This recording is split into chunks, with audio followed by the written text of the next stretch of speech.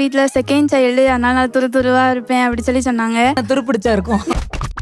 புரியுதுமா, நான் mentally prepare ஆகிட்டேன். இந்த பூனை என் கூட இருக்காது, இனிமேல் நான் மட்டும்தான் இந்த வீட்டில் இருக்க போறேன். நான் அண்டர்ஸ்டாண்ட் பண்ணிக்கிட்டு எனக்கு டைம் கேட்ட விஷயத்துக்கு அவங்க டைம் கொடுக்கல. பூனை கிட்ட இவ்வளோ புரிஞ்ச உனக்கு அம்மா கிட்ட ஏன் இவ்வளோ புரிதல் இல்லாம போச்சோன்னு எனக்கு செயற்கை நுண்ணறிவு இப்ப புரியுதான்னா இப்பயும் புரியலன்னாரு. அதான் நான் முதலே சொன்னேன்ல, நான் என்ன சொன்னாலும் உங்களுக்கு புரியாது, உங்க வேலையை பாருங்க பெருசு. உடனே அவர் சொன்னாரு, புரியாதுன்னு சொல்றியே, புரியுற மாதிரி சொல்றதுக்கு நீ நல்லா படிக்கலையாடான்னு கேட்டார்.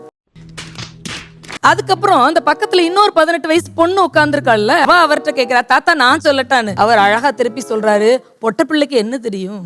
என் கிளாஸ்ல ஒரு பையன் எனக்கு லவ் லெட்டர் கொடுத்தான்னு ஓப்பனா சொல்ல முடியுது. 6th 7th பொண்ணுக்கு அப்படின்னு நம்ம ஆச்சரியப்படாம அப்படியா அப்படின்னு நம்ம கூட சேர்ந்து சிரிக்கும் போது அடுத்து அவ வரக்கூடிய இது பெரிய விஷயம் இல்ல. இப்போ என்னன்னா, இப்போ நான் காலேஜ் படிக்கிறேன். நான் ஈவன் என் அம்மா அப்பா ஃபோனை தான் நான் யூஸ் பண்றேன். நான் ஃபோன் எடுத்தாலே அம்மா உன்னை நம்புறேன், எதுவும் பண்ணிட மாட்டீங்க, இல்ல சொல்றேன் அம்மா உன் மேல நம்பிக்கை வைக்கிறேன்டாங்கிறது எவ்வளவு பெரிய சுமை தெரியுமா. இதுக்கு நறுக்குன்னு 10 கொட்டு தலையில அவளை கொட்டி இருக்கலாம். நீ பார்க்காம எப்படி அவங்க பார்த்தது உனக்கு தெரியும். அப்படி ஆன்டி அங்கிள் அல்லது அத்தை மாமான்னா ஓகே, அம்மா நல்லா இருக்கீங்களா அம்மான்னா ரொம்ப கவனமா இருக்க வேண்டியிருக்கு.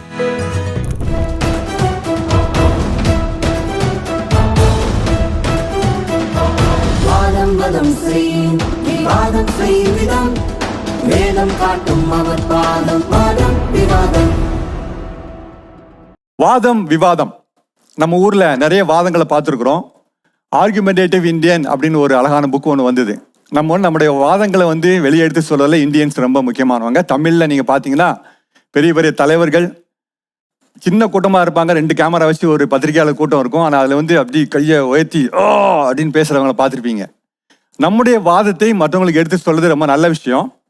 அதை உணர்ச்சி பூர்வமாக சொல்றது நல்லது. அதே சமயம் அடுத்த கட்சியில் உள்ள வாதம் என்னங்கிறது நம்ம கேட்டோம்னா ஒரு விவாதத்துக்கு இடம் கிடைக்கும். ஸோ வாதம் அப்படிங்கிறது ஆர்குமெண்ட், விவாதம் அப்படிங்கிறது டிஸ்கஷன் வரும்போது நல்ல காரியங்கள் நடக்கும்.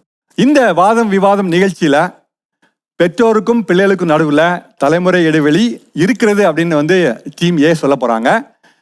பெற்றோருக்கும் பிள்ளைகளுக்கும் நடுவில் இடைவெளியே இல்லை அப்படின்னு சொல்லி இந்த குரூப் சொல்ல போறாங்க, பி டீம் சொல்ல போறாங்க. இதுலேருந்து நான் என்ன யோசிக்கிறேன் அப்படின்னு சொன்னா, எங்களுக்கும் எங்க பிள்ளைங்களுக்கும் இடைவெளியே இல்லை, நாங்கள் நல்லா இருக்கிறோம், எங்களுக்கும் எங்க அப்பா அம்மாவுக்கும் பிரச்சனையே இல்லை, நாங்கள் நல்லா நெருங்கி இருக்கிறோம், ஃப்ரெண்ட்ஸ் மாதிரி இருக்கிறோம் அப்படின்னு நீங்க சொல்ல போறீங்க. ரொம்ப அருமையான ஒரு விஷயம். அதே சமயம் ரியாலிட்டி என்ன நடக்குன்னு கேட்கும்போது இவங்க சொல்லுவாங்க, நிறைய பிரச்சனை இருக்கு எங்களுக்கு அப்படின்னு சொல்ல போறாங்க. ஸோ நம்ம ஒரு வாதத்தை சொல்லி ஒரு விவாதம் நடத்தி பிரச்சனை இல்லாத இருக்கிறவங்க எப்படி பிரச்சனை இருக்கிறவங்களுக்கு ஆலோசனை கொடுக்க போறாங்க. பிரச்சனை இருக்குன்னு சொல்றவங்க, நீங்க ரொம்ப நல்லவங்க ஆனா இப்படி பிரச்சனை இருக்கு, என்னடா பண்ணலாம் அப்படின்னு சொல்லி சொல்ற மாதிரி ஒரு அருமையான விவாதத்தை நம்ம செய்ய போறோம். இன்னைக்கு நம்ம மத்தியில ஒரு அருமையான பெற்றோர் வந்திருக்காங்க, அருமையான டீச்சர், எல்லாத்துக்கும் மேல அருமையான பட்டிமன்ற பேச்சாளர் திருமதி ஜாய்ஸ் இந்திரா ஜெயச்சந்திரன் வந்திருக்காங்க. நாம கரங்களை தட்டி அவங்களை வரவேற்கலாம். நம்ம கூட ஃபுல்லா இருந்து நமக்கு உதவி செய்ய போறாங்க. அக்கா, உங்களை இந்த நிகழ்ச்சிக்கு வரவேற்கிறோம். நீங்க ஒரு நல்ல பெற்றோர், உங்களுக்கு பிள்ளைங்க இருக்கிறாங்க, கல்யாணம் முடிஞ்ச பிள்ளைங்க இருக்கிறாங்க, நீங்க நல்ல ஒரு டீச்சர், நிறைய பிள்ளைங்களை பார்த்துருக்கீங்க. ஸோ தலைமுறை இடைவெளியை பற்றி சொல்றதுக்கு ஒரு அருமையான கெஸ்ட் நீங்க தான் நாங்கள் நினைக்கிறோம். ஸோ இந்த நிகழ்ச்சியை தொடக்கி வைக்க 2 வார்த்தை நீங்க பேசி ஆரம்பிக்குமா கேட்டுக்கொள்கிறேன்.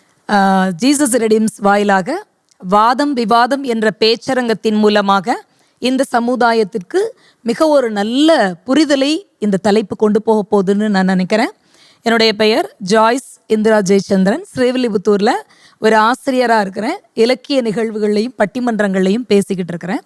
ஸோ இன்னைக்கு சிறப்பு விருந்தினராக என்னை அழைச்சிருக்கிறாங்க. எல்லாருக்கும் முதல்ல நான் பெரிய நன்றியை தெரிவிச்சுக்கிறேன். பெரும்பாலும் ஒரு ஆசிரியராக அல்லது ஒரு அம்மாவா அல்லது ஒரு மூத்த பேச்சாளரா அடுத்த தலைமுறை எப்படி இருக்கு, அடுத்த தலைமுறையுடைய பார்வை சமூகத்தின் அதன் மேலே உள்ள சிக்கல்களில் அவருடைய பார்வையும் அவருடைய புரிதலும் எப்படி இருக்குங்கிறதுல மிகப்பெரிய ஆவலோட நான் உட்கார்ந்துருக்கிறேன். நானும் உங்களோட பேசலான்னு இருக்கிறேன். ரொம்ப மகிழ்ச்சி இந்த நிகழ்ச்சியில உங்களோட கலந்து கொள்ளுகிறதுல. தலைமுறை இடைவெளினா என்ன நீங்க நினைக்கிறீங்க? இப்போ இருக்கிற மாடர்ன்ல பார்த்தோம் அப்படின்னா அவங்களுடைய இஷ்டப்படின்றதை விட சில காரியங்கள்ல சுதந்திரம் அவங்களுக்கு தேவைப்படுது. அதை பேரண்ட்ஸ்கிட்ட கொண்டு போகும்போது ஆனால் அவங்க அந்த வழியில் வராததுனால அவங்க என்ன பண்ணுறாங்கன்னா அதை நீங்கள் இதை பண்ணக்கூடாது, இதை நீங்கள் இது அப்படி இல்லை, இது தப்பு அப்படிங்கிற ஒரு கண்ணோட்டத்திலேயே பிள்ளைகளை பார்க்கறதுனால தான் இந்த ஒரு கேப் ஏற்படுது. ஸோ 2 காலங்கள்ல உள்ள இடைவெளி தான் அதுன்னு சொல்றீங்க. அந்த காலத்துல உள்ளதுக்கும் இந்த காலத்துக்கும் ஒத்து வரல, புரிஞ்சுக்கல அப்படின்னு சொல்றீங்க. ஓகே, இந்த பக்கம் கேட்கலாம், நீங்க என்ன நினைக்கிறீங்க? இடைவெளி இல்லைன்னு ஏன் சொல்கிறோம் அப்படின்னா, இடைவெளி அப்படின்றது அவங்களோட ஏஜை தவிர மற்ற எல்லா விஷயத்தையும் குழந்தைங்களோட பிள்ளைங்களோட நம்ம ஷேர் பண்ணுறது. ஸோ மனசுல நீங்க குழந்தைன்றீங்க. குழந்தை, ஆமாம். எல்லா விதத்துலையும் நானும் என் குழந்தையும் ஒன்றா இருக்கிறோன்னு காமிக்கிறது. அப்போ ஜெனரேஷன் கேப்ன்றதுக்கு டெஃபினிஷன் நீங்க என்ன சொல்றீங்க? கேப்புனா வந்துட்டு அவங்கள சரியா புரிந்து கொள்ளாம அவங்க சூழ்நிலையில நின்று பார்க்க முடியாம இருக்கிறதா கேப்புன்னு நான் நினைக்கிறேன். ஓகே, அப்போ நீங்க அதான் கிட்டத்தட்ட அதே சொல்லுங்க, புரிந்து கொள்ளாம இருக்கிறதா கேப்னு சொல்றீங்க. பிள்ளைங்களோட நம்ம எந்த அளவுக்கு டைம் ஸ்பெண்ட் பண்றோமோ அந்த அளவுக்கு நம்ம வந்து பிரேக் இல்லாம பாத்துக்கலாம். ஸோ இடைவெளி அப்படிங்கிறது வந்து டைம் தான் சொல்றீங்க. டைம் தான் இடைவெளி, அதை ஸ்பெண்ட் பண்ற டைம். கால இடைவெளி இல்ல, ஸ்பெண்ட் பண்ற டைம். ஸ்பெண்ட் பண்ற டைம். சரி, பிள்ளைங்க இப்போ வீட்டுக்கு வராங்க அப்படின்னா சரி பேக்கை வை, உன்னோட டியூட்டியை பாரு அப்படின்னு சொல்லாமல் பிள்ளைங்களோட நம்ம வந்து கான்வெகேஷன் வச்சுக்கணும் அந்த மாதிரி. ஓகே, இப்போ வந்து நம்ம நிஜ வாழ்க்கையில் உள்ள சில உதாரணங்களை பார்த்து தான் நம்ம வந்து டிஃபைன் பண்ண போகிறோம் இந்த விஷயங்களை. நான் எனக்கு நடந்த எக்ஸாம்பிள் ஒன்று சொல்கிறேன். நான் வந்து ஒரு பூனைக்குட்டி வளர்த்துட்டு இருந்தேன். அப்போ எங்கள் அம்மா அப்பா சொன்னாங்க, என்னால் அதை பார்த்துக்க முடியாது, நம்ம எங்கேயாவது கொடுத்துடலாம் அப்படின்னு சொன்னாங்க. நானும் சரிம்மா அப்படின்னு சொல்லிட்டேன். ஆனால் நான் ஒரு வேலை விஷயமா வெளியில் போயிருக்கும்போது நான் ஊரில் இல்லை 1 வீக். ஆனால் அதுக்கு முன்னாடி நானே எங்கள் அம்மா அப்பா கிட்ட நான் ப்ரிப்பேர் ஆகிட்டேன். அந்த பூனை என் கூட எனக்கு இருக்க போகுது. நான் வந்து இமோஷ்னலி கனெக்டட் அந்த பூனை கூட. நான் வந்து சரிம்மா கொடுக்கறதுக்கு ஓகே சொல்லிட்டேன். நானுமே அப்பா கூட போயிட்டு ஒரு பெட் ஷாப்லலாம் கேட்டோம், நீங்கள் எடுத்துக்கிறீங்களா அப்படின்னு. ஆனால் நான் ஊரில் இல்லாத டைமில் அப்பா அம்மா என்ன பண்ணிட்டாங்க, அதை ஈஸியாக தூக்கி வேற ஒருத்தவங்களுக்கு கொடுத்துட்டாங்க. ஒரு ஃபேர்வெல் கொடுத்து கண்ணீரோட கூட டைம் கொடுக்கல. ஓகே, எக்ஸாக்ட்லி, அவங்க அதை கொடுத்துட்டாங்க. அப்போ நான் வீட்டுக்கு வரும்போது என் பூனைக்குட்டி இல்லை.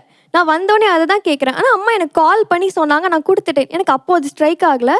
வீட்டுக்கு வந்து பார்க்கும்போது இல்லை. அப்போ நான் அம்மாட்ட கேட்டது, ஏன் நீங்கள் என்கிட்ட கேட்காம கொடுத்தீங்க அப்படின்னு கேட்டேன். இதில் என்ன இருக்குது அப்படின்னு கேட்டாங்க. அப்போ நான் எங்கள் அம்மாவுக்கும் எனக்கும் பயங்கர ஆர்குமெண்ட் ஆகுது. அது வந்து ஒரு 2 வீக்ஸ் அந்த ஆர்குமெண்ட் போயிட்டே இருக்குது. எனக்கும் எங்கள் அம்மாவுக்கும் பேச்சு கிடையாது. நான் சரியாக சாப்பிடாம அந்த இடத்துல நான் என்ன சொல்கிறேன்னா, அம்மா நான் வந்து ப்ரிப்பேர் ஆகிட்டேன், ஆனால் நீங்கள் என்கிட்ட லாஸ்ட்டாக நான் அதை கூட விளையாட முடியல அப்படின்னு சொல்லும்போது அவங்க அந்த இடத்துல ஒரு கொஸ்டின் மார்க் வச்சாங்க. இதில் என்ன பெரிய கஷ்டம் இருக்கு உனக்கு அப்படின்னு கேட்டாங்க. அப்போ நான் ஃபீல் பண்ணது, நான் இமோஷ்னலி ஒரு விஷயத்தில் அட்டாச் ஆகிட்டேன். அதை நான் அவங்க கூட ஷேர் பண்ணும்போது ஏன் அவங்களால அது புரிஞ்சுக்க முடியல அப்படிங்கிற ஒரு கொஸ்டின் இருந்துச்சு.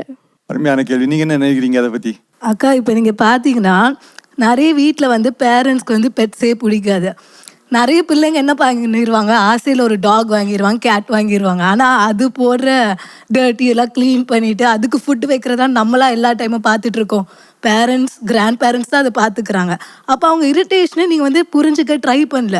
சரி, அம்மா அப்பாவுக்கும் இது பிடிக்கல அப்படின்னு சொன்ன போது முன்னாடியே நம்ம வந்து அதை வந்து சேர்ந்து ஓகேம்மா உங்களுக்கு பிடிக்கலையா, கொஞ்ச நாள் ஆசைக்கு விட்டுட்டேன், நம்ம செல் பண்ணிடலாம். இல்லை, இங்கே என்ன நடந்துச்சுன்னா, எனக்கு புரியுதுமா, நான் என் அப்பா கூட அந்த பெட்டை கொடுக்கறதுக்கு நான் தான் போய் கேட்குறேன். அப்போ சொல்கிறேன், இன்னும் ஒரு 1 வீக் இல்லைனா 1 மந்த் என் கூட இருக்கட்டும்னு சொல்கிறேன். ஆனால் அது அவங்களுக்கு பெருசாக தெரியல. இது பூனை தானே, அவள் வந்தா என்ன, வரலன்னா என்ன, நான் கொடுத்துறேன் அப்படின்னு தான் கொடுத்தேன். நான் வந்து அவங்களை அண்டர்ஸ்டாண்ட் பண்ணிக்கிட்டேன். புரியுதுமா, நான் வந்து மென்டலி ப்ரிப்பேர் ஆகிட்டேன், இந்த பூனை என் கூட இருக்காது, இனிமேல் நான் மட்டும்தான் அந்த வீட்டில் இருக்க போகிறேன். நான் அண்டர்ஸ்டாண்ட் பண்ணிக்கிட்டு எனக்கு டைம் கேட்ட விஷயத்துக்கு அவங்க டைம் கொடுக்கல. ஸோ இது நான் ஒரு ப்ராப்ளமாக இங்கே. So maybe parents and children நீங்கள் மோர் டைம் இந்த கேட் எனக்கு எவ்வளோ இம்பார்ட்டன்ட்னு நீங்கள் அவங்களுக்கு புரிய வச்சுருந்தீங்கன்னா அவங்களும் மேபி வெயிட் பண்ணியிருப்பாங்க. அந்த பூனைக்கு பேர் உண்டா? ஜெனோ. எனக்கு என்ன தோணுதுன்னா, ஸோ உனக்கு ஜெனோ கிட்ட இருக்க அட்டாச்மெண்ட் கொஞ்சம் அம்மா கிட்ட இருந்திருக்கலாமோன்னு. பூனை கிட்ட இவ்வளோ புரிஞ்ச உனக்கு அம்மா கிட்ட ஏன் இவ்வளோ புரிதல் இல்லாமல் போச்சோன்னு எனக்கு இல்லை, என்னோட ஃபீலிங் இது. நான் தலைமுறை இடைவெளின்னு எதை பார்க்குறேன்னா, நான் ஒரு முறை சென்னைக்கு போகும்போது தொடர்வண்டி பயணத்தில் நடந்த ஒரு சாதாரணமான நிகழ்வு. நான் எப்பயுமே என்னை சுற்றி இருக்கிறவங்கள ஒரு அப்படியே அப்சர்வ் பண்ணிகிட்டே இருப்பேன். இந்த வாழ்க்கையை படிக்கிறதுக்கான மிகப்பெரிய பாடம். எல்லா விஷயங்களையும் நம்ம இடத்துல இருந்தே உட்காந்துக்கிட்டு பார்க்காம அடுத்தவங்களுடைய இடத்துல இருந்து உட்காந்துக்கிட்டு பார்க்கும்போது மட்டும்தான் புரிதல்ங்கிற வேலை நடக்கும். புரிதல்ங்கிறதுக்கு வார்த்தைக்கு அர்த்தப்படுறதே அந்த இடத்துல தான், செயலாக்குறதே. ஸோ அப்படி பார்த்துட்டே வரும்போது என்னுடைய கோச்சில் யார் இருந்தாங்கன்னா, 2 யங்ஸ்டர்ஸ், அதிகப்படி 18-17 வயசுக்குள்ளே இருக்க ஒரு பொண்ணும் பையனும். அவங்க லேப்டாப்பை ஓப்பன் பண்ணி வச்சுட்டு சென்னையில் ஏதோ படிக்கிறாங்க. ஏஐடிஎஸ் அந்த சொல்கிறாங்களே, அப்போ லேட்டஸ்ட்டாக உள்ள படிப்பு. இந்த மிகப்பெரிய தொழில் புரட்சி தான். இந்த தொழில் புரட்சியில் பெற்றவர்களுக்கும் பிள்ளைகளுக்கும் இல்லாத புரிதல் தான் அந்த இடைவெளியவே கொண்டு வருதுன்னு எனக்கு என்னுடைய எண்ணமாக இருந்தது இந்த காட்சிக்கு அப்புறம், நான் பார்த்த காட்சிக்கு அப்புறம். இப்போ இவங்க 2 பேரும் என்ன செய்கிறாங்க, அமைதியாக லேப்டாப்பை 2 பிள்ளைகளும் பார்த்துட்டே வராங்க. ஆர்டிஃபிஷியல் இன்டெலிஜென்ஸ் படிக்கிற குழந்தைங்க இவங்க. அப்போ பக்கத்தில் ஒரு 70+, நியர்லி ஒரு 80 கூட இருக்கலாம், ஒரு தாத்தா. அவரும் வந்துகிட்டே இருக்காரு அந்த பொதிகை வண்டியில். அப்போ அவர் மெல்ல அந்த தம்பி மேலே தோளை தட்டி கேட்குறாரு, என்ன தம்பி செய்கிற அப்படின்னாரு. ஏன்னா அவன் யாரையும் மதிக்கலை, யாரையும் திரும்பி பார்க்கல. அவருக்கு என்னன்னா அட்லீஸ்ட் அவருக்கு வந்து ஒரு மிடில் பெர்த் இருக்கு. இந்த குழந்தைகிட்ட ஒரு 20 வயசு கூட ஆகாத ஒரு குழந்தைகிட்ட பேசி முழங்கால் வலியோடு இருக்க ஒரு 70 வயசு தாத்தா அந்த லோயர் பெர்த்தை வாங்கிக்கலான்றதுக்காக தான் பேச வர்றார். ஸோ ஆனால் இந்த பிள்ளை பதிலே சொல்லலை. அவர் கண்ணாடி போட்டிருக்கான், அதை எடுத்துட்டு அப்படின்றான். அவர் தம்பின்னு கூப்பிடுறாரு. நீங்க நல்லா யோசிச்சு பாருங்க. மூத்த தலைமுறையினர் இளைய தலைமுறையிட்ட பேசும்போது உறவுகள் வைத்து கூப்பிடுகிறாங்க. பேராண்டின்னு கூப்பிடுறாங்க, பிள்ளைன்னு கூப்பிடுறாங்க, தம்பின்னு கூப்பிடுறாங்க. இந்த பையன் எப்படி பதில் சொன்னான் தெரியுமா? நீங்க இருக்குன்னு சொல்றவங்க தான் நல்லா கவனிக்கணும். அந்த ஸ்பெக்ஸ் அப்படி லேசை ஏற்றி விட்டுட்டு இப்படின்னா ஒரு 75 வயதுக்காரர்கிட்ட ஒரு 18 வயசு பையன் என்னன்னு கேட்குற ஒரு முறை, ஒரு உறவு முறை, இது சரிதானா, இது சாத்தியமாங்கிறத பெரிய கேள்வியோட மனசுல நிறைய வருத்தத்தோட நான் அதை பார்த்துட்டு இருந்தேன். உடனே அவன் என்ன செய்கிறேன்னாரு. ஏன்னா எடுத்தடுப்பில் எனக்கு லோயர் பெர்த் தாரியான்னு கேட்டால் நல்லா இருக்காதுல்ல. உடனே அவன் படிக்கிறேன்னா எல்லாம் ஒற்றை வார்த்தை பதில். நீளமான கேள்விகளுக்கு ஒரு சுருக்கமான பதில் தான் கிடைக்குது. அந்த சுருக்கமான பதில் பெரியவர்களுடைய மனசில் சுருக்குன்னு தைக்குதுங்கிறத புரிஞ்சுக்கவே மாட்டுறாங்களோன்னு ஒரு வலி. அப்போ அவர் சொன்னார், என்ன படிக்கிறேன்னார். அடுத்த கேள்வி என்ன படிக்கிறேன். உடனே அவன் சொன்னால் புரியாதுன்னா. எல்லா பேரண்ட்ஸ்கிட்டும் எல்லா கிராண்ட் பேரண்ட்ஸும் பிள்ளைகள் சொல்லக்கூடிய மோசமான பதிலாக நான் பார்க்குறேன். நான் சொன்னால் உங்களுக்கு புரியாது, நீங்கள் பூமர் ஆன்ட்டி. என் பையன் என்கிட்ட ஒரு தடவை சொன்னான். உடனே வந்துட்டு உங்களுக்கு புரியாதுன்னா.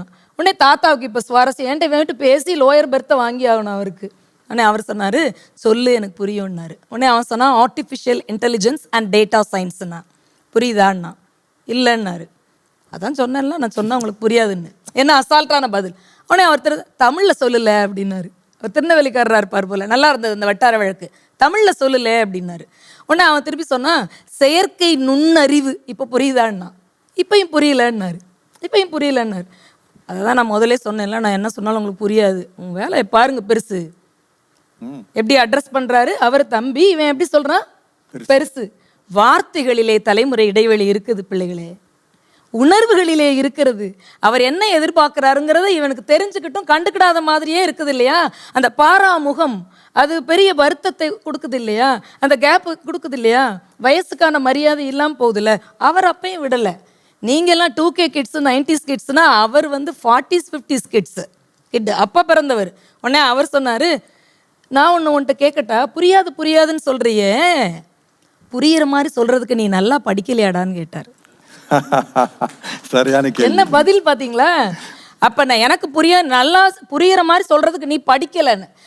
இப்போ இது வரைக்கும் ஓகே எனக்கு. அதுக்கப்புறம் அந்த பக்கத்தில் இன்னொரு 18 வயசு பொண்ணு உட்காந்துருக்காள்ல, அவள் ஒரு ஜீன்ஸும் டிஷர்ட் போட்டு உட்காந்துட்டு இருக்கா. அவள் அவர்கிட்ட கேட்குறா, தாத்தா நான் சொல்லட்டான்னு. அவர் அழகாக திருப்பி சொல்கிறாரு, பொட்ட பிள்ளைக்கு என்ன தெரியும். இதுதான் ஜெனரேஷன் கேப். அவர்கிட்ட உள்ள மைனஸ் பாயிண்ட்டு, பையனுக்குன்னா எல்லாம் தெரியும், பொண்ணுக்குன்னா எதுவும் தெரியாதுன்னு. அப்புறம் அவ சொன்னா, யூடியூப் வச்சுருக்கீங்களா, மொபைல் இருக்குதா உங்கள் கையில், டச் ஸ்க்ரீன். ஆமாம், எங்கள் வீட்டில் கிளவி வெண்ணி போடணும்னா கூட யூடியூப்பை தானே பார்க்குறான்னு சொல்லி சிரிச்சாரு. அது அவர் லெவலில் உள்ள ஒரு ஜோக்கு. உடனே எல்லாரும் சிரித்தோம். ஆமாம் தெரியும் அப்படின்ட்டு. இப்போ நீங்கள் சிக்கன் பிரியாணி செய்வது எப்படிங்கிறத கேட்கறதுக்காக சி அப்படின்னு அந்த டைப்பில் அதில் போய் டைப் பண்ணிங்கனாலே கீழே ஒரு 100 வந்துடும் தாத்தா. நம்ம கேட்காததையெல்லாம் அட்வான்ஸாக அதுவே கொடுக்கும். ரொம்ப அழகான விளக்கத்தை 3 நிமிஷத்தில் அந்த குழந்தை அந்த தாத்தாவுக்கு புரிய வச்சா.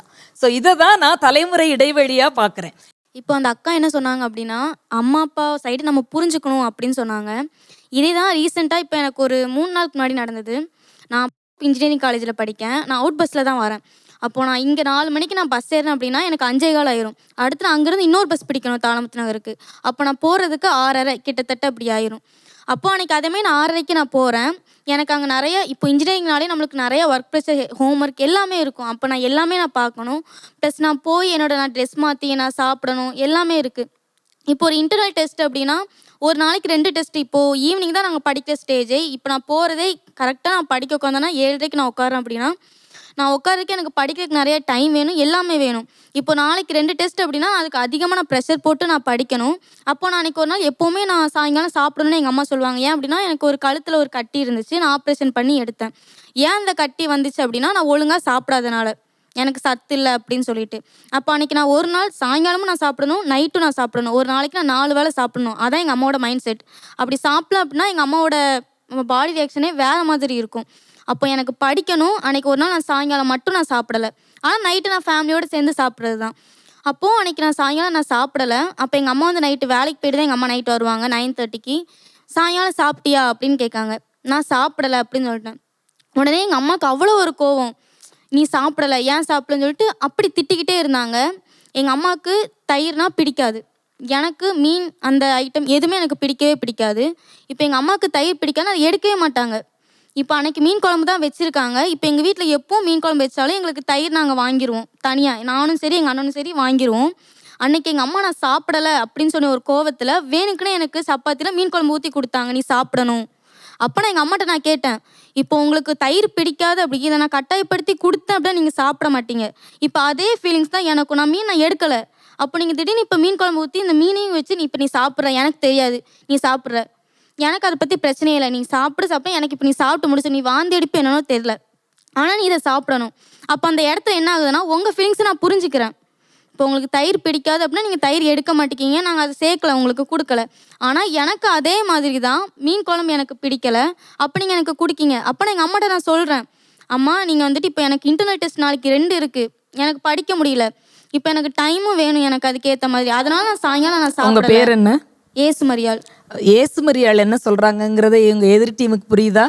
இதுக்கு ஏதாவது பதில் இருந்தா சொல்லுங்க. எனக்கும் இது கஷ்டமாக தான் தோணியிருக்கும், அந்த சுச்சுவேஷனில் அது வந்து கஷ்டமாக தான் தோணியிருக்கும். இருந்தாலும் அவங்க வந்து அம்மா வந்து எதிர்பார்க்காங்க, கரெக்டாக பொண்ணு வந்து டைமுக்கு சாப்பிட்டா நல்லது தான் அவங்க இது பண்ணுறாங்க. நீங்களும் அவங்க அம்மாவோட சுச்சுவேஷனை புரிஞ்சு சரி அவங்க நல்லதுக்கு தானே சொல்கிறாங்கன்னு சொல்லிட்டு நீங்கள் வந்து டைமுக்கு சாப்பிட்றது உங்களுக்கு நல்லது தானே. காலேஜுக்கு போயிட்டு வரீங்க, டயர்டாக தான் இருக்கும், நீங்கள் கரெக்டாக உங்களோட வேலையை கரெக்டாக நீங்கள் முடிச்சிட்டாங்கன்னா அவ்வளோத்துக்குலாம் அவங்க வந்து இறங்க மாட்டாங்க. இப்போ அடுத்த வாட்டி அந்த 4 தடவை சாப்பிட்றதுக்கு என்ன சொல்யூஷன் அவங்க அம்மாட்ட அவங்க எப்படி டீல் பண்ணணும் நீங்கள் சொல்லுங்களேன், அட்வைஸ்.